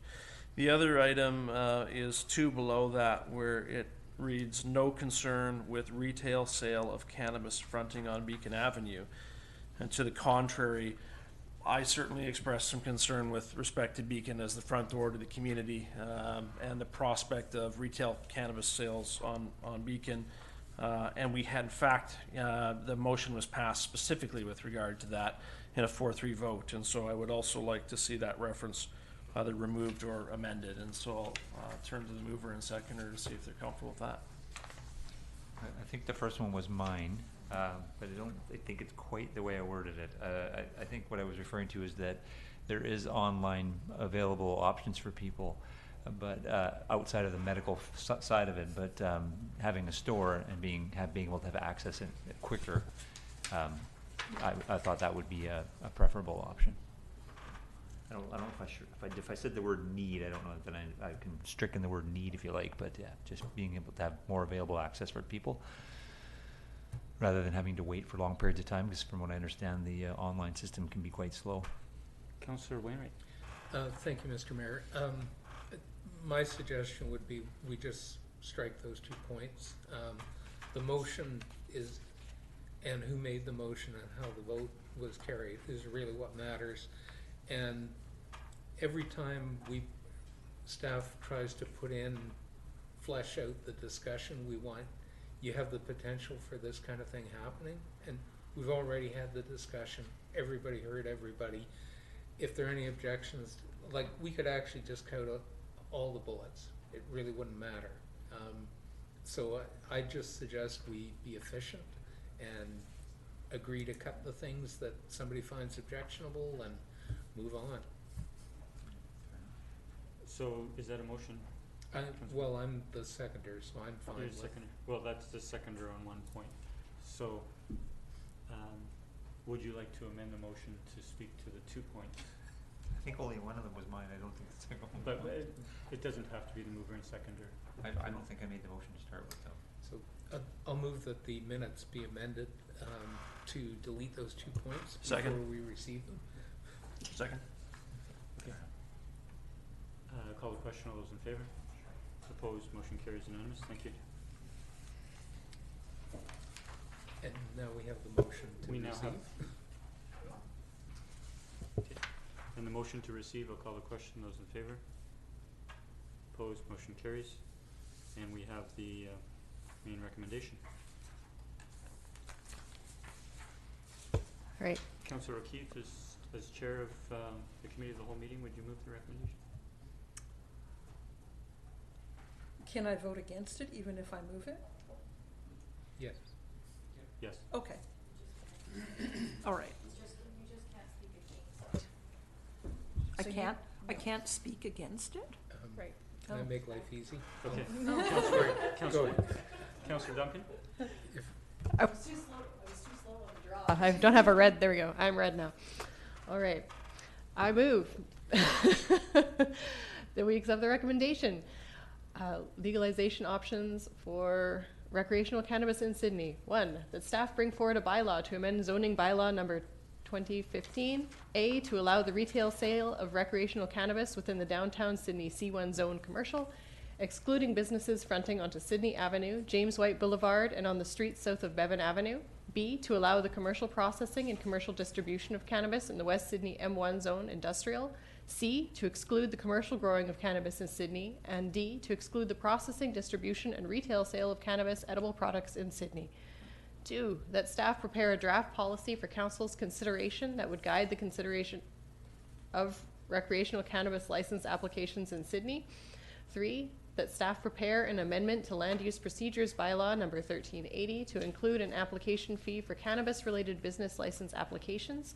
4, that staff review and, if required, bring forward amendments to Business License Bylaw number 2119 and Municipal Ticket Information Bylaw number 1975 to ensure that these bylaws are consistent with the regulation of cannabis within the town of Sydney. And 5, that staff bring forward, when the bylaw is presented for council's consideration, a plan for communication on public awareness of the process for these bylaw and policy changes, including the opportunities for the public to submit their feedback in writing, online, and at council meetings. Second. Second discussion. Councillor Rintoul, then Councillor O'Keefe. Thank you, Mr. Mayor. And so I certainly spoke at Committee of the Whole with regard to my preference to see a little more community engagement on the front end of this, and really with respect to Beacon in particular, and whether or not this is a retail opportunity that that the community feels would be most appropriate to pursue at this time. And so I'm wondering if procedurally, and forgive me, Mr. Mayor, perhaps through staff, if there's an opportunity in the event councillors have had any further thoughts on this in the course of the past week, whether or not I can move an amendment to the motion to re-include Beacon Avenue in the list of prohibited areas, so as to read under 1A, to allow the retail sale of recreational cannabis within the downtown Sydney C1 zone, excluding businesses fronting onto Beacon Avenue, Sydney Avenue, etc. So through staff, I do believe we are permitted to make such an amendment. You have to vote on it. You've got a main motion before council, so it's This is an amendment to the main motion. right. So we have a mover and would require a seconder to go to a vote. I Do we would have a second that amendment. A second discussion? Councillor Wainwright. Thank you, Mr. Mayor. So, I think technically within the rules, Robert's Rules of Order, this is permitted. But generally, if a similar motion is being made at council and already defeated, you don't bring it back for 6 months. So, it hasn't been made at council and defeated. So technically you're not quite there, but the protocol of things is that you're supposed to respect the decision of the rest of council. Granted, if it's a situation where you had a minimum quorum and now everybody's there, you might get a different result. That one would be reasonable. But if it was a full house and you were on the losing side, you're supposed to, as a matter of protocol, not bring it back for 6 months. Nonetheless, it is legit, and I'm happy to vote against the amendment.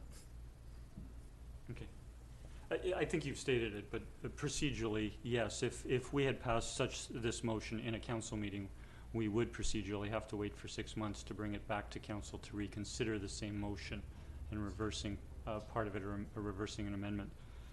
However, Committee of the Whole is organized as a separate organization of council, and thus its decisions do come forward to council and can be reconsidered. Anybody else wishing to? Councillor O'Keefe? So I guess my feelings are similar to Councillor Rintoul in terms of not having these on Beacon for a couple of reasons. I just, in terms of, we talked about with cannabis stores, they have to have their windows blocked off, and so there's sort of a lack of interest or interactivity with the street, which we like to have, is one of the things that we like to have on Beacon. So that's one reason why I oppose it. And I don't know, I guess it's a fairly subjective thing about having, not that I'm opposed to retail cannabis in Sydney. I think it's legal, it's fine, but I just don't feel it belongs on our main street. So. Well, lastly, I had the comment that it doesn't have a lot to do with cannabis. It has to do with the retail business with blacked out windows by government regulation on our main street. And while there is precedent for that, I don't think I think while we have the ability through resolution to restrict another business with a darkened window on Beacon Avenue, I don't think we should continue that practice. In fact, I repeat the assertion I made, or the suggestion I made, that council could actually proceed in the future to pass a separate resolution restricting other businesses that currently have blacked out windows from operating on Beacon Avenue in the future, as other communities do. Councillor Wainwright. Thank you, Mr. Mayor. And actually, I very much like your second point. It would seem to me that if the concern is in fact about businesses that are located on Beacon that have an opaque storefront, that the right way to address that would be as a general rule in the OCP rather than specific to one type of business operation. Because I think the key thing if the issue is a level playing field, and that it be there for everybody, not just for one type of business. Yes. Sorry, just for clarification purposes, could you repeat what you had passed there, fronting onto Sydney Avenue and Beacon Avenue? No. What did you have there? The amendment. The amendment. No, so 1A would read under the amendment to allow the retail sale of recreational cannabis within the downtown Sydney C1 zone, excluding businesses fronting onto Beacon Avenue, comma, Sydney Avenue, comma, James White Boulevard, and on the streets south of Bevan Avenue. Okay. Yeah.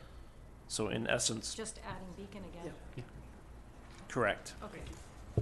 Councillor Duncan. Thank you, Mr. Mayor.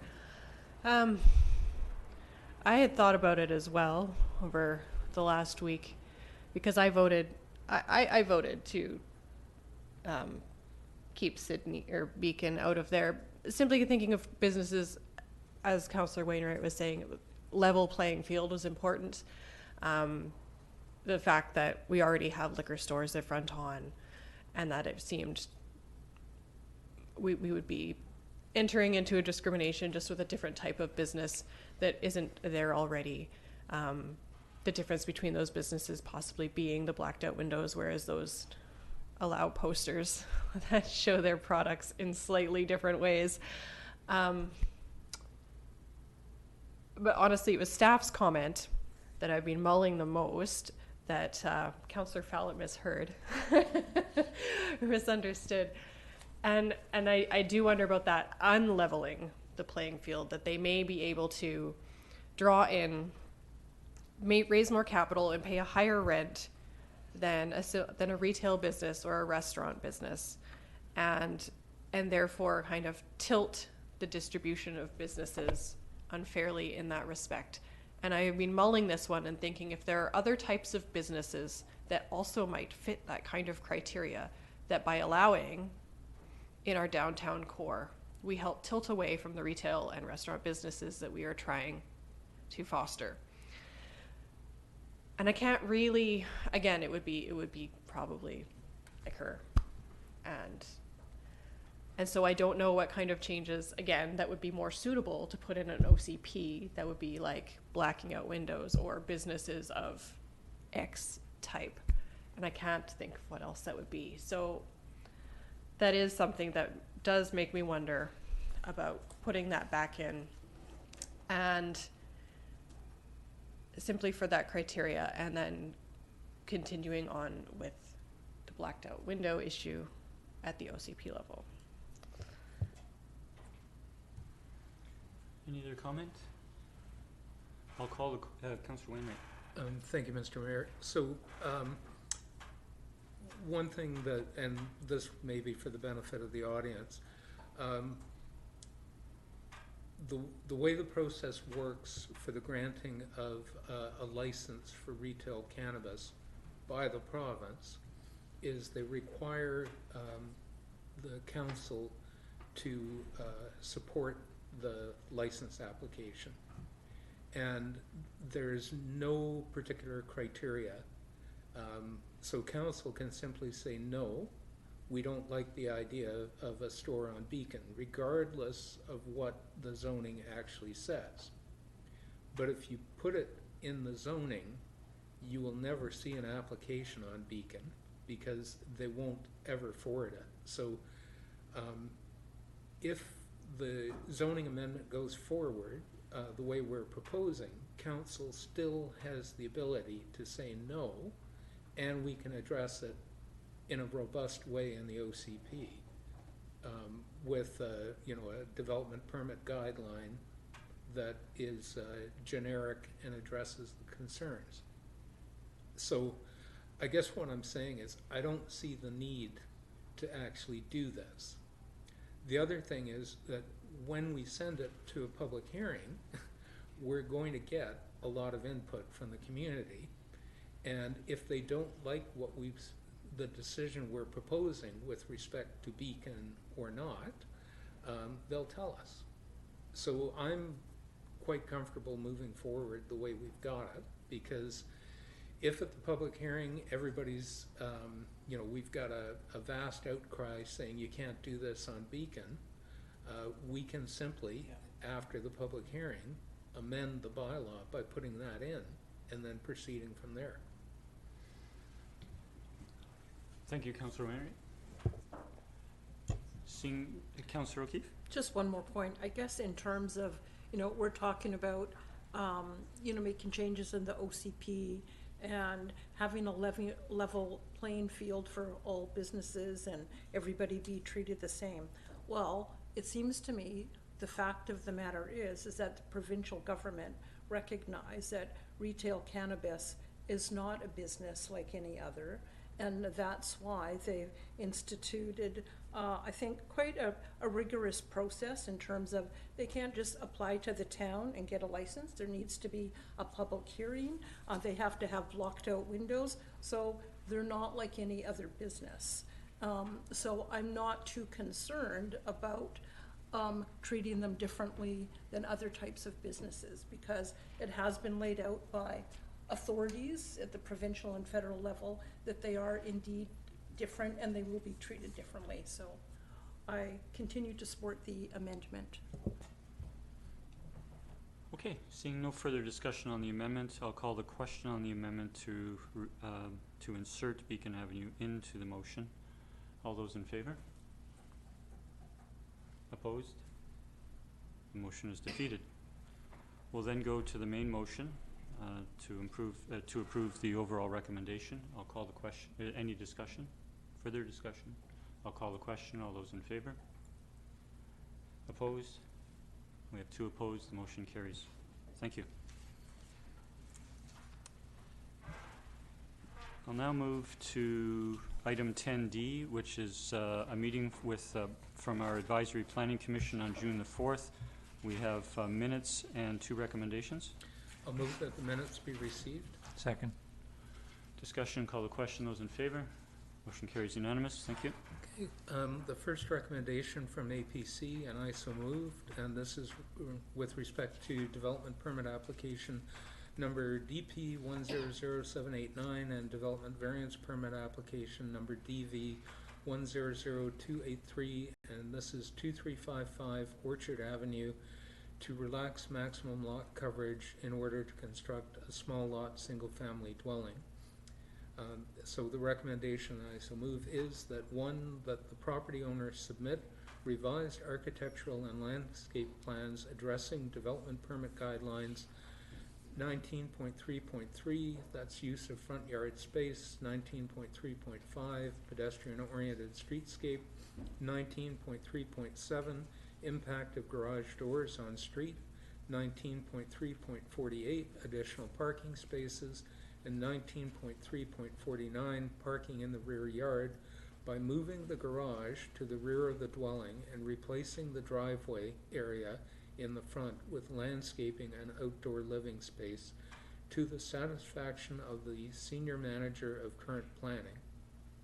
2, that following the receipt of revised plans, owners and tenants in occupation of property within 75 meters, that's 246 feet, of the property at 2355 Orchard Avenue be notified of development variance permit application number DV 100283 to relax maximum lot coverage, and that any written correspondence received be forwarded to council the time of consideration of approval of the variance. And 3, that if council authorizes the issuance of development variance application number DV 100283, then development permit application number DP 100789 to permit the construction of a small lot single-family dwelling be brought before council for consideration of approval with the following conditions. A, that the property owner shall, prior to the issuance of building permit, pay to the town a deposit in the amount of 115%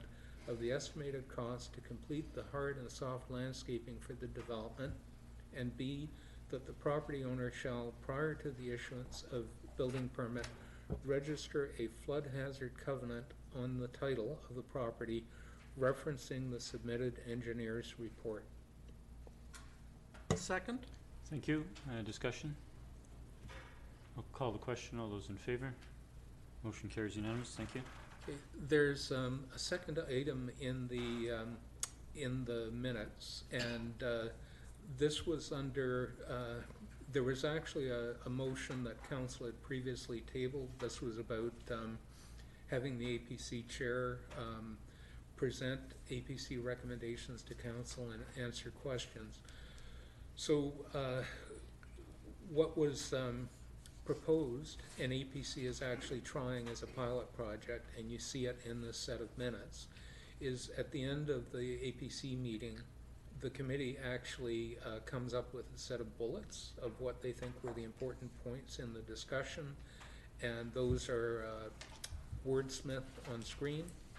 Committee agrees to the final version of it, and that goes forward. And that gives the APC the opportunity to present to council what they think are the important points for us to be aware of, and hopefully eliminates the need for APC chair or designate to come and do that. So you see those in the minutes. We don't actually have to do anything on that. We'll let APC, I guess, try it for a bit, and if we're happy with that, then perhaps the motion that's being tabled could be lifted from the table and then either withdrawn or defeated. But let's wait for another APC meeting before doing that. Okay. Thank you for that update, Councillor Wainwright. So unless we have a motion from another councillor, I think we can proceed. Thank you. We'll now move to staff reports, and we have item 11A, an agreement regarding the demolition of the existing fire hall building. A report dated June 3rd, and I have a note that Mr. Humble, you would like to add a comment first. Thank you, Mr. Mayor. I just wanted to bring to Council's attention one aspect of the draft interim construction license, and that's on the second page under term, which is near the bottom of the page. It indicates in the last sentence of term number 2, the purchaser may commence the works after the town's fire department vacates the land on June 15, 2019 in accordance with the PSA. I just wanted to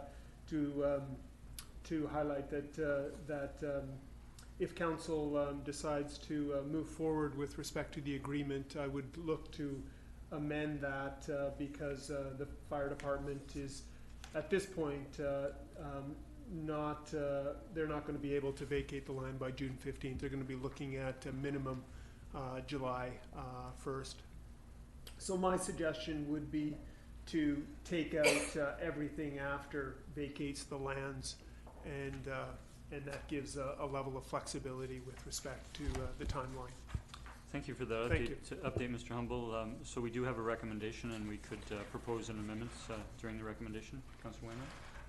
Thank you, Mr. Mayor. Question through you to staff, and it wasn't clear in the report, but I just wanted to get confirmation that if the demolition of the fire hall were to go ahead, that it's not going to affect the 3rd Street parking lot at an early stage? If I can, through the mayor to Councillor Wainwright, no, absolutely not. It will not affect the use of the town hall parking lot. In fact, I've been in discussions with the potential future owner of the property to see about the capacity to continue to use the town hall parking lot beyond August 1st until such time as they're ready to begin the excavation on that portion of the property.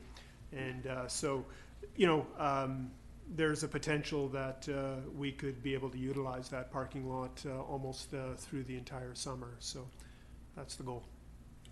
Okay. In that case, I'd like to move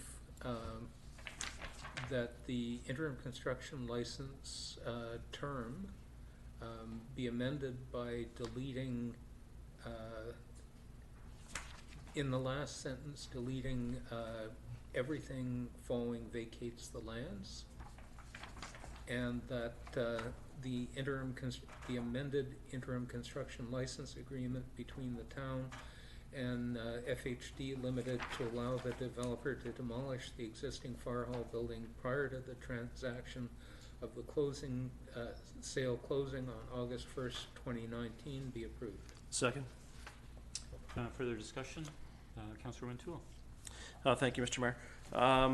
Just a couple items to the staff, if I may, please. You've addressed risk in here if it doesn't close, and that the town would have had to have done this at its expense at any rate. So thank you for doing that in the report. Just to clarify, under term, it refers to the agreement will expire on the earlier of August 31st, 2019, or the date the purchaser acquires title. And yet in the report, it refers to the transaction of sale closing on August 1st, 2019. I just wanted to clarify. So two separate agreements. This is referring the term that you're reading with respect to August 31st is with respect to the term associated with the interim construction license term. The other one is the closing date term being August 1st, or the transaction of sale. Correct, but term is then used within the document in the insurance section, referring to the purchaser under item 15. The purchaser must at his sole expense obtain and maintain during the term comprehensive general liability insurance. So I'm just trying to clarify from your perspective that the town is adequately covered despite the two different dates in here. It looks like they're going to carry insurance during the time period in which they have paid for and have title to the building from the way this reads. Correct. That's correct. In the town's name. Yes. Yeah. Thank you. Was there ever any consideration for just moving up the closing date to accommodate this request? No, not at. It wasn't. I think to move up the closing date again, we're talking about bringing back the purchase and sale agreement for consideration, etc. And this was seen as an easier way to do it. Okay, thank you. Yeah. Any other questions? I'll call the question on the motion. All those in favor? Motion carries unanimous. Thank you. We'll now move to item 11B, the request for the street vending license for the sale of watercolor paintings, and the staff report dated June 3rd.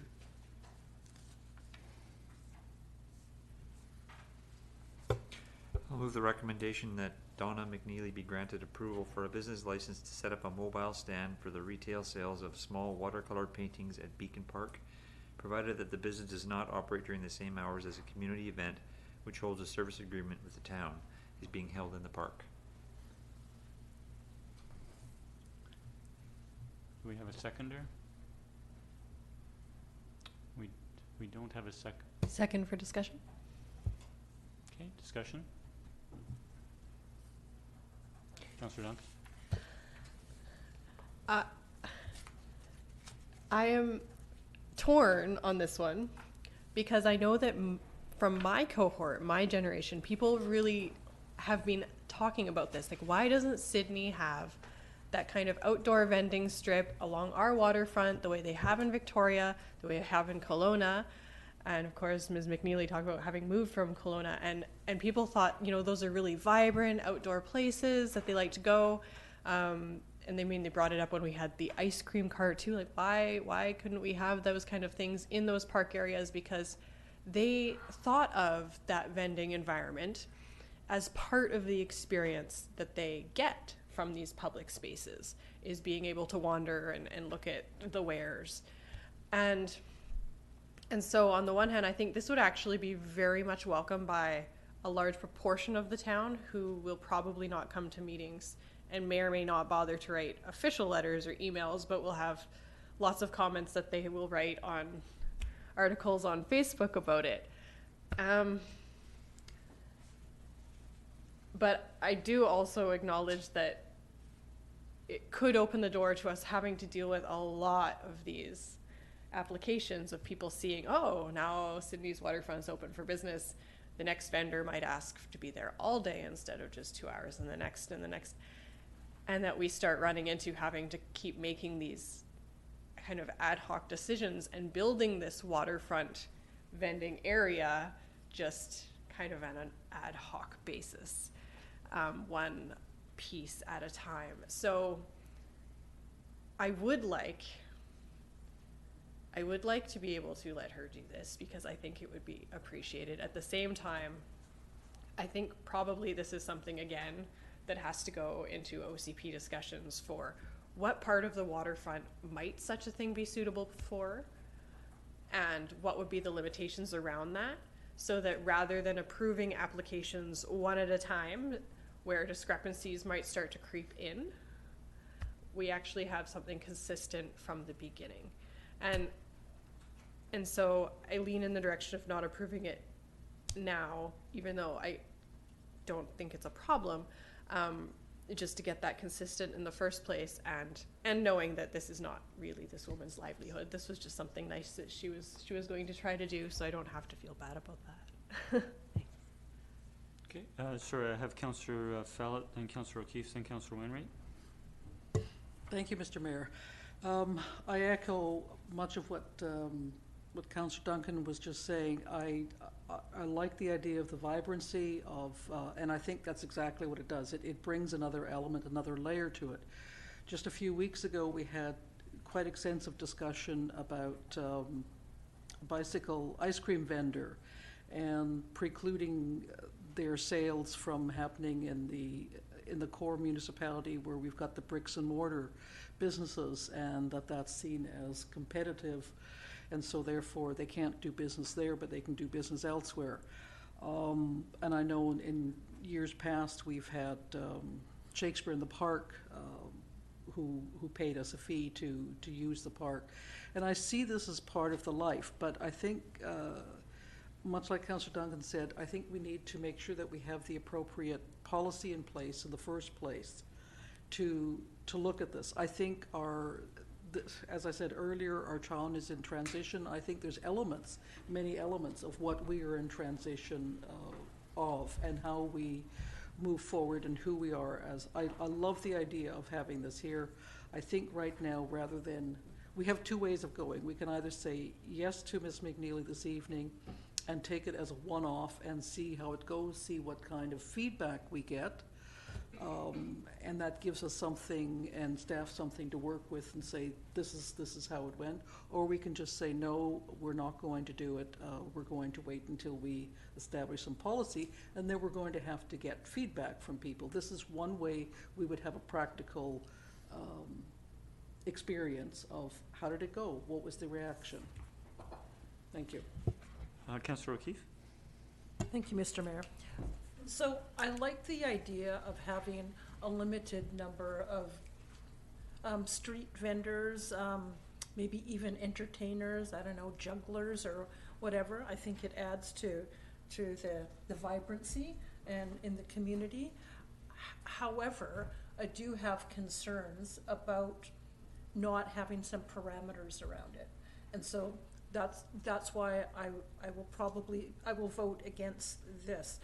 You know, things that come to mind is, okay, this initially it sounds like, oh, this is a good idea. This is one person in a very small area of the park selling paintings.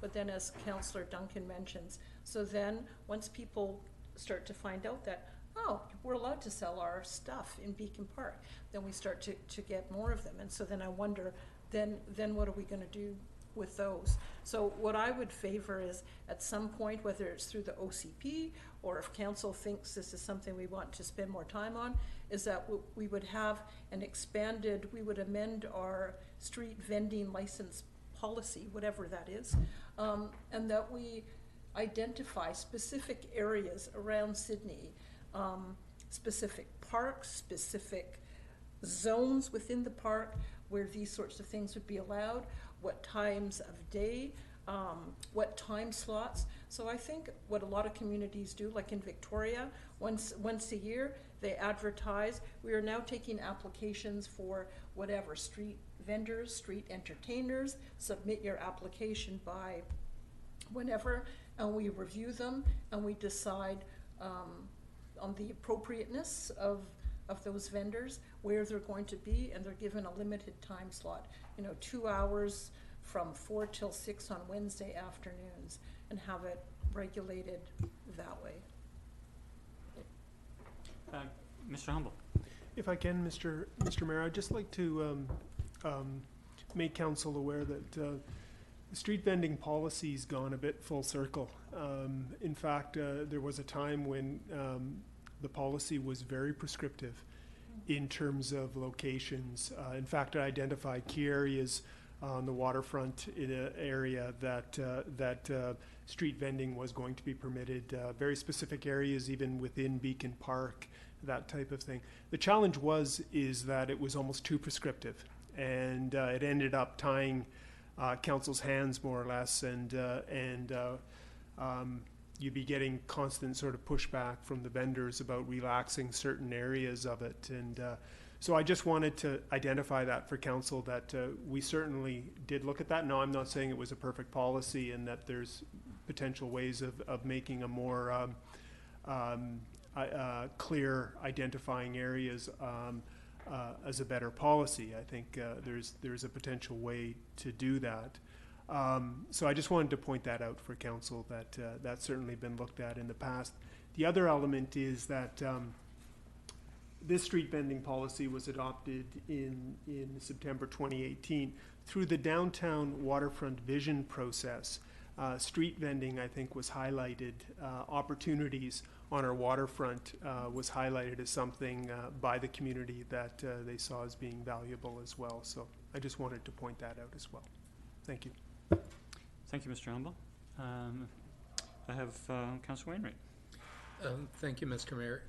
I agree that having some vending along the waterfront could be something that was quite interesting to visitors and residents alike. But there certainly could be a lot of issues, because you certainly wouldn't want something on the scale of our Thursday street markets. And you definitely could get a lot of pushback from some of our established businesses, depending on how it was done. So the big concern I have is going at this piecemeal. Like, I can see us actually doing a pilot project that we put a bit of thought into to see how it goes. But what I suspect will happen if we approve this one is that we will see a series of follow-up applications as others recognize that there might be an opportunity, and it'll be one staff report after another until council comes to the point where we say, here's the motion, we're not accepting any more applications till we have a policy. So I'd like to hit that off and do that now. My thought is to actually, it's an interesting application, but I wouldn't support it until we've actually got our act together a bit more. Have a bit of a policy framework, do a pilot project, see what the result is like, and then move forward. I don't think we should really do this as part of the OCP. I think it is kind of a spin-off of the waterfront vision we did. And I think that we could probably get a lot of valuable input from the street market and also from the BIA on how to run this. Okay, I'll just, I basically concur with Councillor Wainwright and some of the other comments. I think a distinction to be made, it's nice to compare sometimes with other communities. We don't have the promenade that Victoria has in the Inner Harbour to accommodate vendors. We carved out a rather narrow walkway started some 20 years ago on our waterfront. And we have a lot of traffic on the walkway, and there needs to be consideration of practical areas for that. We've heard a couple of speakers tonight. I think there's going to be opinions on both sides in terms of having commerce in our public parks, but I think that's something that has to be given further consideration. The other is I think our community is unique when I look at other communities around the region or on the island, that we provide a lot of remarkable opportunities for artists. Just having the community art or the Arts Council of the Peninsula in our community, having to list a gallery, having the other galleries, having businesses being friendly to displaying artist work in the community. We have a remarkable number of shows at our community center throughout the year in the arts, and so I think there is good opportunity. While they may not all be available all the time to each of the artists, we do know that the Arts Council does have many, many dozens of artists, and I concur with Councillor Wainwright that this we would see a number of follow-up applications and have a challenge at some point. So, without seeing further discussion, I'll call the question. All those in favor? And those opposed? And the motion carries unanimous. Now move to item 11C, which is an amendment to policy DV014, the interim flood construction level, and we have a staff report dated June 4th. I'll move the council approve the amended interim flood construction level policy DV014. I'll second. Second, any discussion? I'll call the question. All those in favor? Motion carries unanimous. Thank you.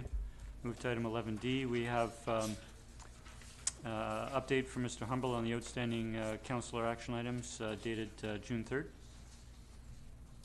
Move receipt. Second. Discussion. Councillor Rintoul, Councillor O'Keefe. Thank you, Mr. Mayor, and through to staff, if I may, please. I do recollect a request for a project report on the community safety building, and would have anticipated it would be included in this list unless I'd missed it.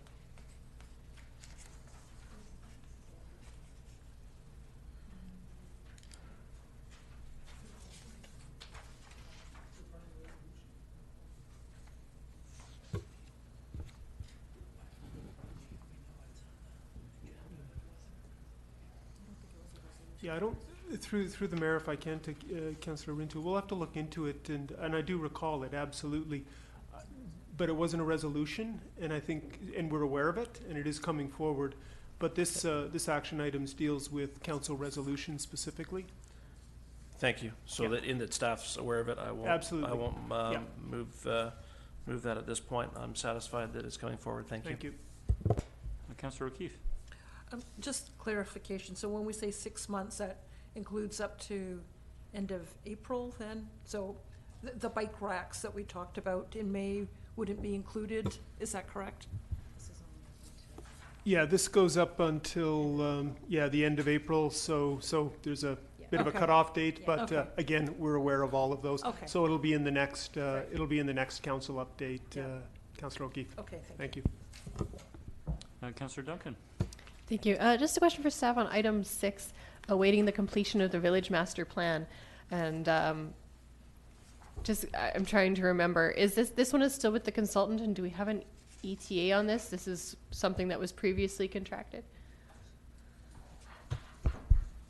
Through the mayor to Councillor Duncan, the village master plan is just completed in the last month or so. So I guess now the work that remains is to consider whether or not to undertake that policy work for the OCP in and of itself as a separate project, or roll it into a larger OCP review that's coming up. So we'll have a discussion on that coming forward later in the summer for council's consideration. Thank you. Any other discussion?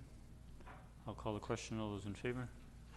Motion carries. Thank you, and thank you for that detailed report, Mr. Humble. Move to item 11E. We have the HVAC replacement at the Nell Horth Room of the Public Library, report dated June 4th. I'll move the recommendation that the replacement of the HVAC unit at the Nell Horth Room be added to the 2019 capital budget with a budget of $14,000 with funding from the land sale reserve.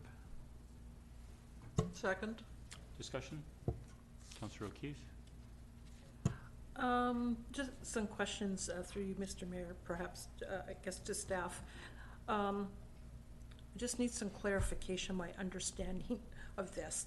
So the renovations to the library were funded by us and the VIRL, is that correct? Yes, they're funded by us through the borough. We as a member, we pay into to borough through the levy, and so essentially the library renovations are paid for in a roundabout way by us, but all other members of borough as well. So were they the lead on this project in terms of the renovations, or were we? They were the lead. Okay. Yeah.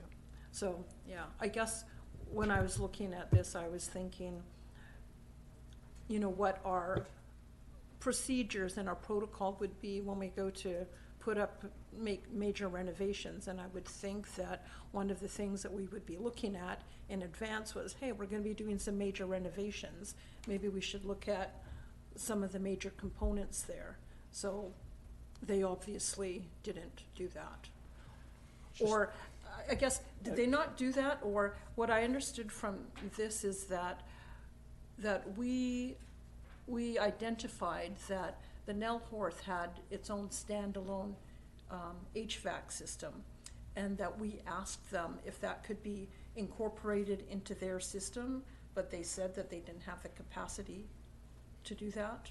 I think a point of clarification, if I might, Okay. is that the Nellhorth room is not considered part of the library in terms of Viral paying rent to the town of Sydney. Okay. So it is a community use room that happens to be there with the library, but it's actually managed by the Scholl Centre.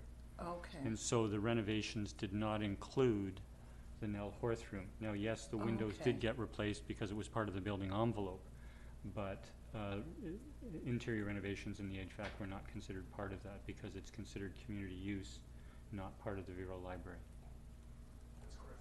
Okay. Thank you. And so when we brought to their attention the fact that they were doing their HVAC, was there a possibility of getting ours hooked into theirs?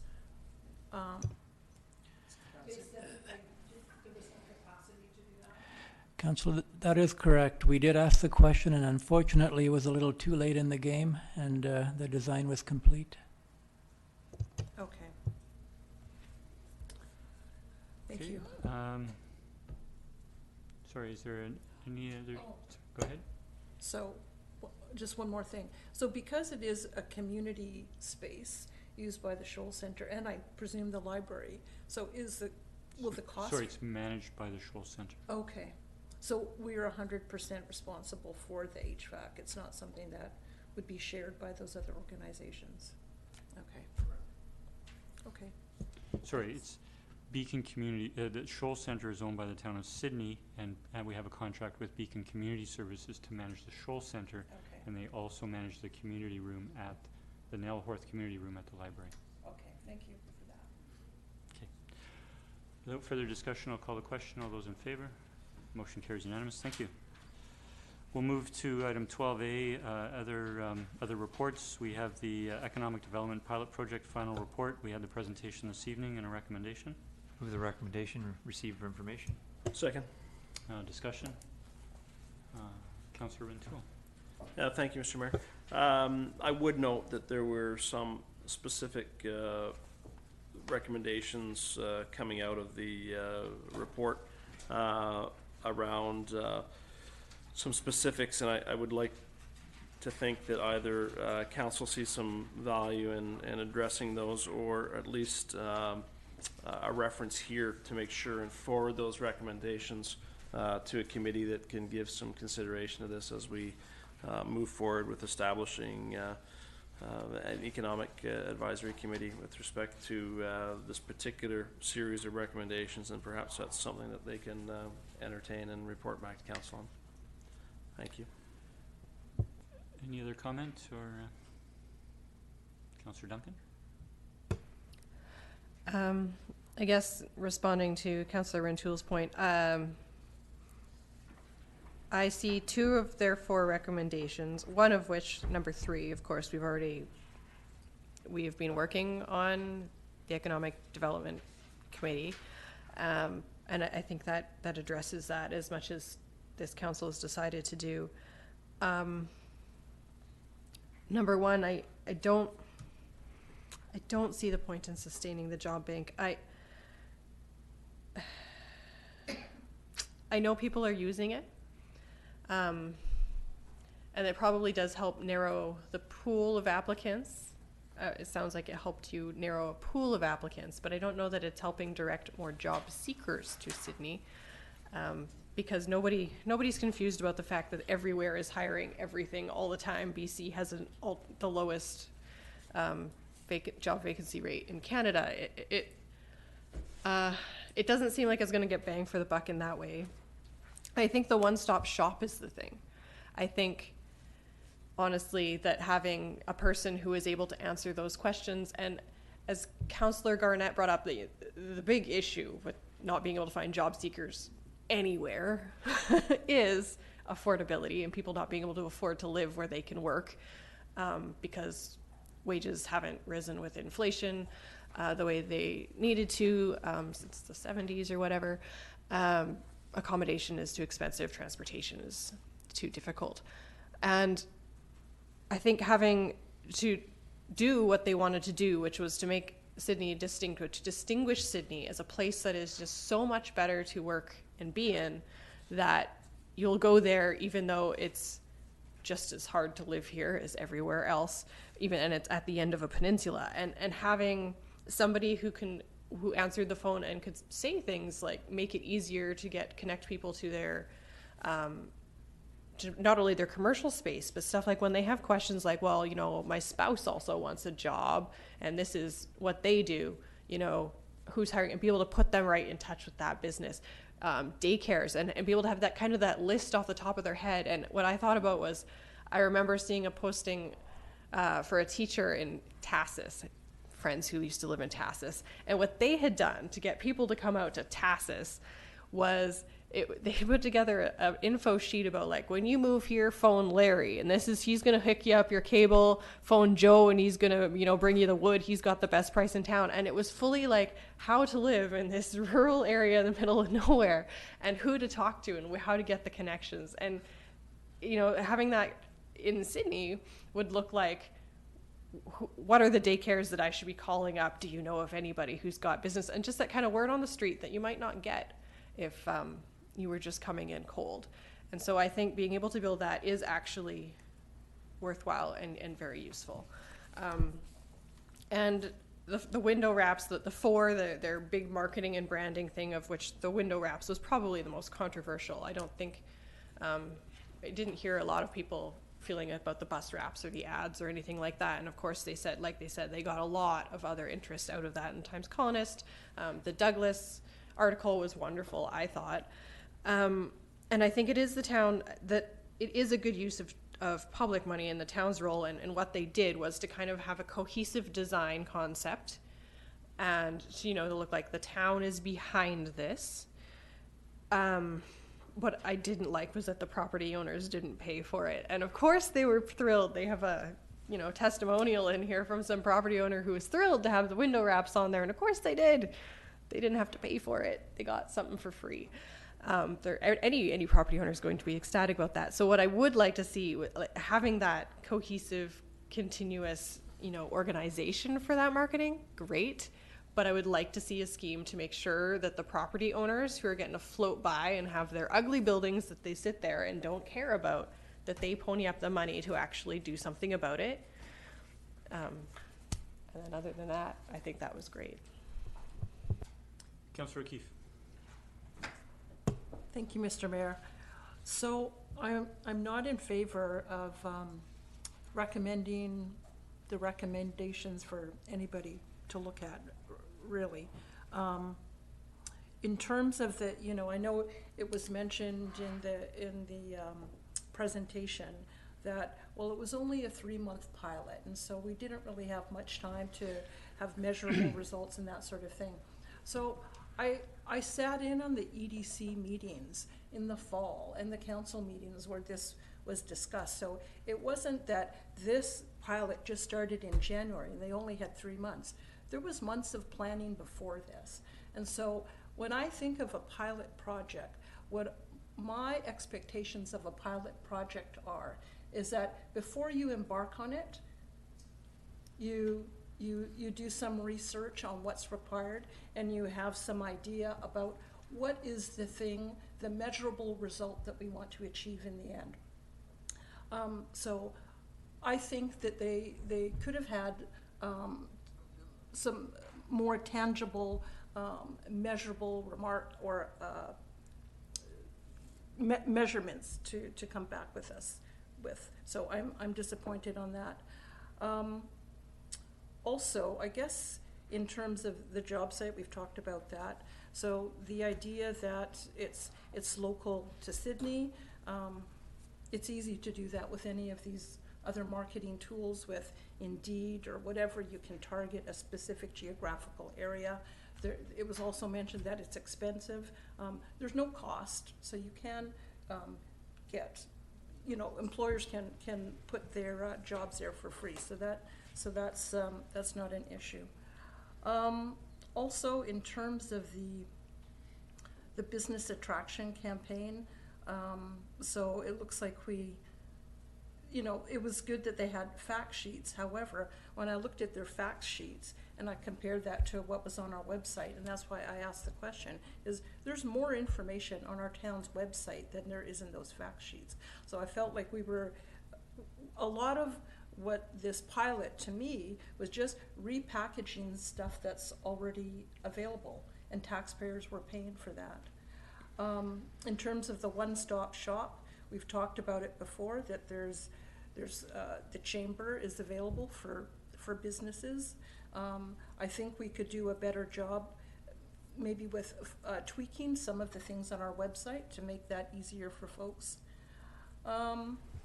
In terms of the example for the new taco business, and so how much they appreciated the support they got, I'm happy for the taco business owner, and I hope he'll do well, but I have some concerns about a potential business owner that needs to have such a great degree of what I would call hand-holding in order to move forward with their business. So I think that with the information that is on our website, there's stuff there about vacancies, there's about our demographics, about the types of businesses. There's a whole lot of information there, more than what's in the fact sheet. So I don't see that's a big thing.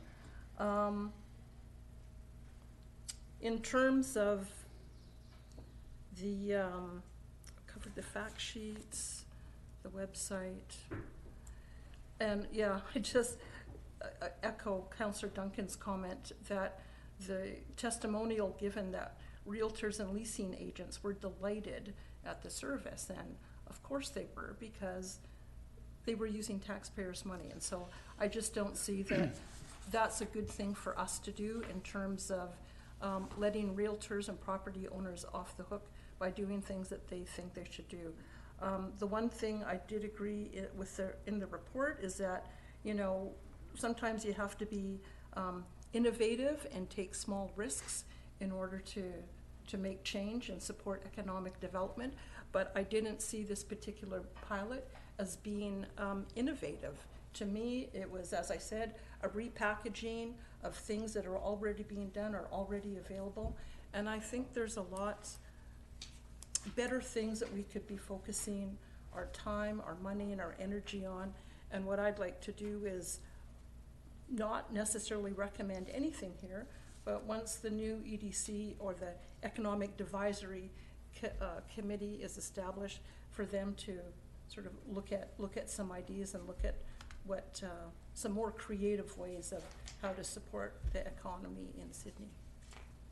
I'll leave it at that. Councillor Wainwright. Thank you, Mr. Mayor.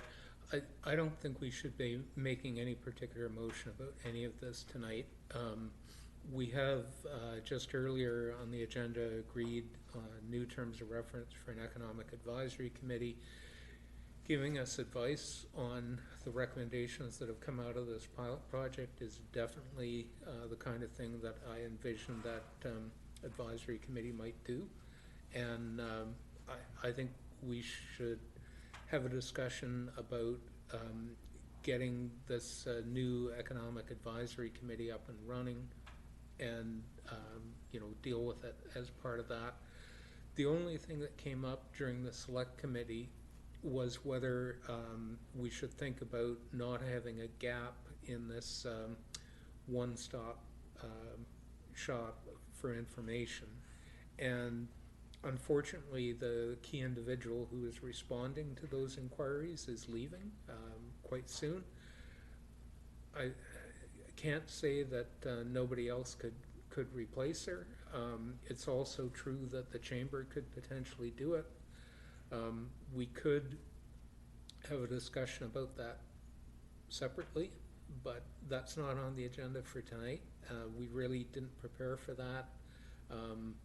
I'd suggest that maybe we should consider putting that on a future agenda, and for the rest of the stuff, we should leave it until we actually get the new Economic Advisory Committee up and running. Councillor O'Toole. Thank you, Mr. Mayor. I concur with much of what Councillor Wainwright has had to say around that, the one-stop shop information service, and whether or not there's a void right now, and without having a level of service aside from going to the town's website and sifting through to glean what you want out of it. I think we will be missing that human connection, the passion that went behind encouraging business into Sydney. And so I agree, there are opportunities for others to pick up, or for the SBI to do that in itself. I like the job bank. I think employers in Sydney like the job bank. I think you'll find the job bank doesn't go away because I think it's built. It's costing them very little to operate. Perhaps there's a revenue stream for them. So the SBIA board can do what they want with that, in the sense that if it's something that functions and they're getting good feedback on from people like myself, I hope they continue to do it. But there's a report here that on a project that the town spent $45,000 on. We would be remiss if we didn't want to ensure that the Economic Advisory Committee has certainly access to the report. I know they will. I know that they're going to review this at some point during their mandate, so I'll leave it there, but I will echo future discussion around that one-stop shop for potential business looking to come to Sydney is something council needs to address. Thank you.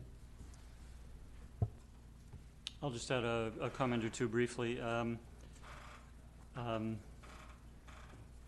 I don't think doing nothing is the best way forward. We have a municipality, another municipality, Langford, who's has recruited a tremendous resource in our community and is investing municipal tax dollars in hiring that individual, and they'll be spending even more dollars in promoting business vibrancy in their area. There are about some 60 BIAs in the province, and there are many BIAs where the local municipality contributes to the economic vibrancy of the community because of the employment opportunities, because of the vibrancy that the residents want. The job bank, we seem to have the view of the job bank that it's just something that's there. One of the messages that came out in the report and came out in the presentation tonight, that whether it was the job bank, whether it was business attraction, whether it was employee attraction, when you actually have that resource on a website, when you actually have that website job bank, you can then go to the Times Colonist, to Douglas Magazine, and you can get free what's called earned media. And I can tell you that the list of earned media that was presented tonight would be many thousands of dollars if you went to try and advertise 7 pages in Douglas Magazine, and to get that free advertising. And so it's a situation where if you have a challenge, and part of that challenge is because of affordable housing or whatever the situation is, do you sit back and do nothing, or do you actually try to compete in your region and try to have a one-stop resource, business attraction, employee attraction, and go out and promote it in social media and the print media and other media, and it brings attention to your community, and there are successful results. So it's unfortunate. We only have $25,000 left in our economic development fund. Other municipalities are spending much more of that in economic development in vibrancy. I'll leave it at that without making a motion myself. So without further discussion, I'll call the question on receiving the report for information. All those in favor? Motion carries unanimous. Thank you. I'll now move to item 13A. We have correspondence, a letter from City of Maple Ridge.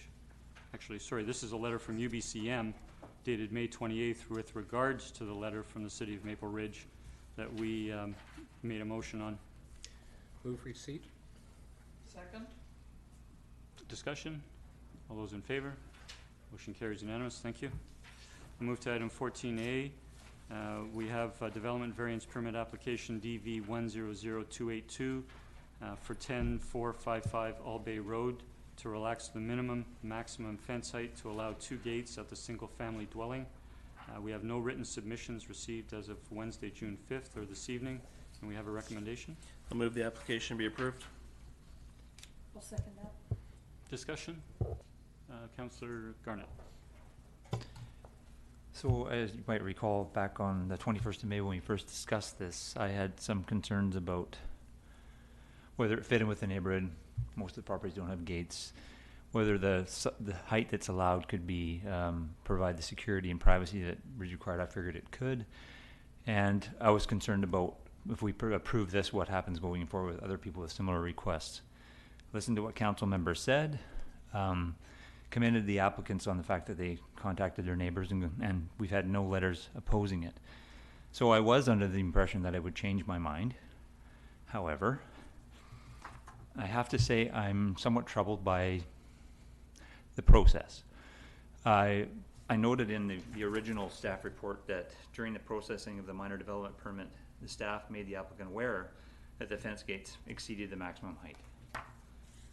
So I was visiting the property before that first meeting and noticed that the pedestrian man gate was already installed. So if you might recall, I asked staff that night, does it follow under the same bylaw conditions? And I was told yes, it does, as well as the gates to the driveway. So I guess I was, the presentation was really good, it was visual. They did either a superimposing or put the bigger gates there, but they said they use it as a reference point. So given that we were still going through the approval process, I was somewhat surprised to see the gate was still up the next day, and has been every week I've gone by since, including this afternoon. So my feeling on this is that by allowing the gate to be in and already put in position, even though we have not approved it, this undermines the integrity of the process. And it troubles me to think that we've had similar asks come before this council in a short tenure we've been here, where we've denied the request because the people did something they knew was against the bylaw and then came after the fact asking. It's not exactly the same in the situation, but there is similarities. I would hope that the applicant would have respected the process by not installing anything until approval was granted.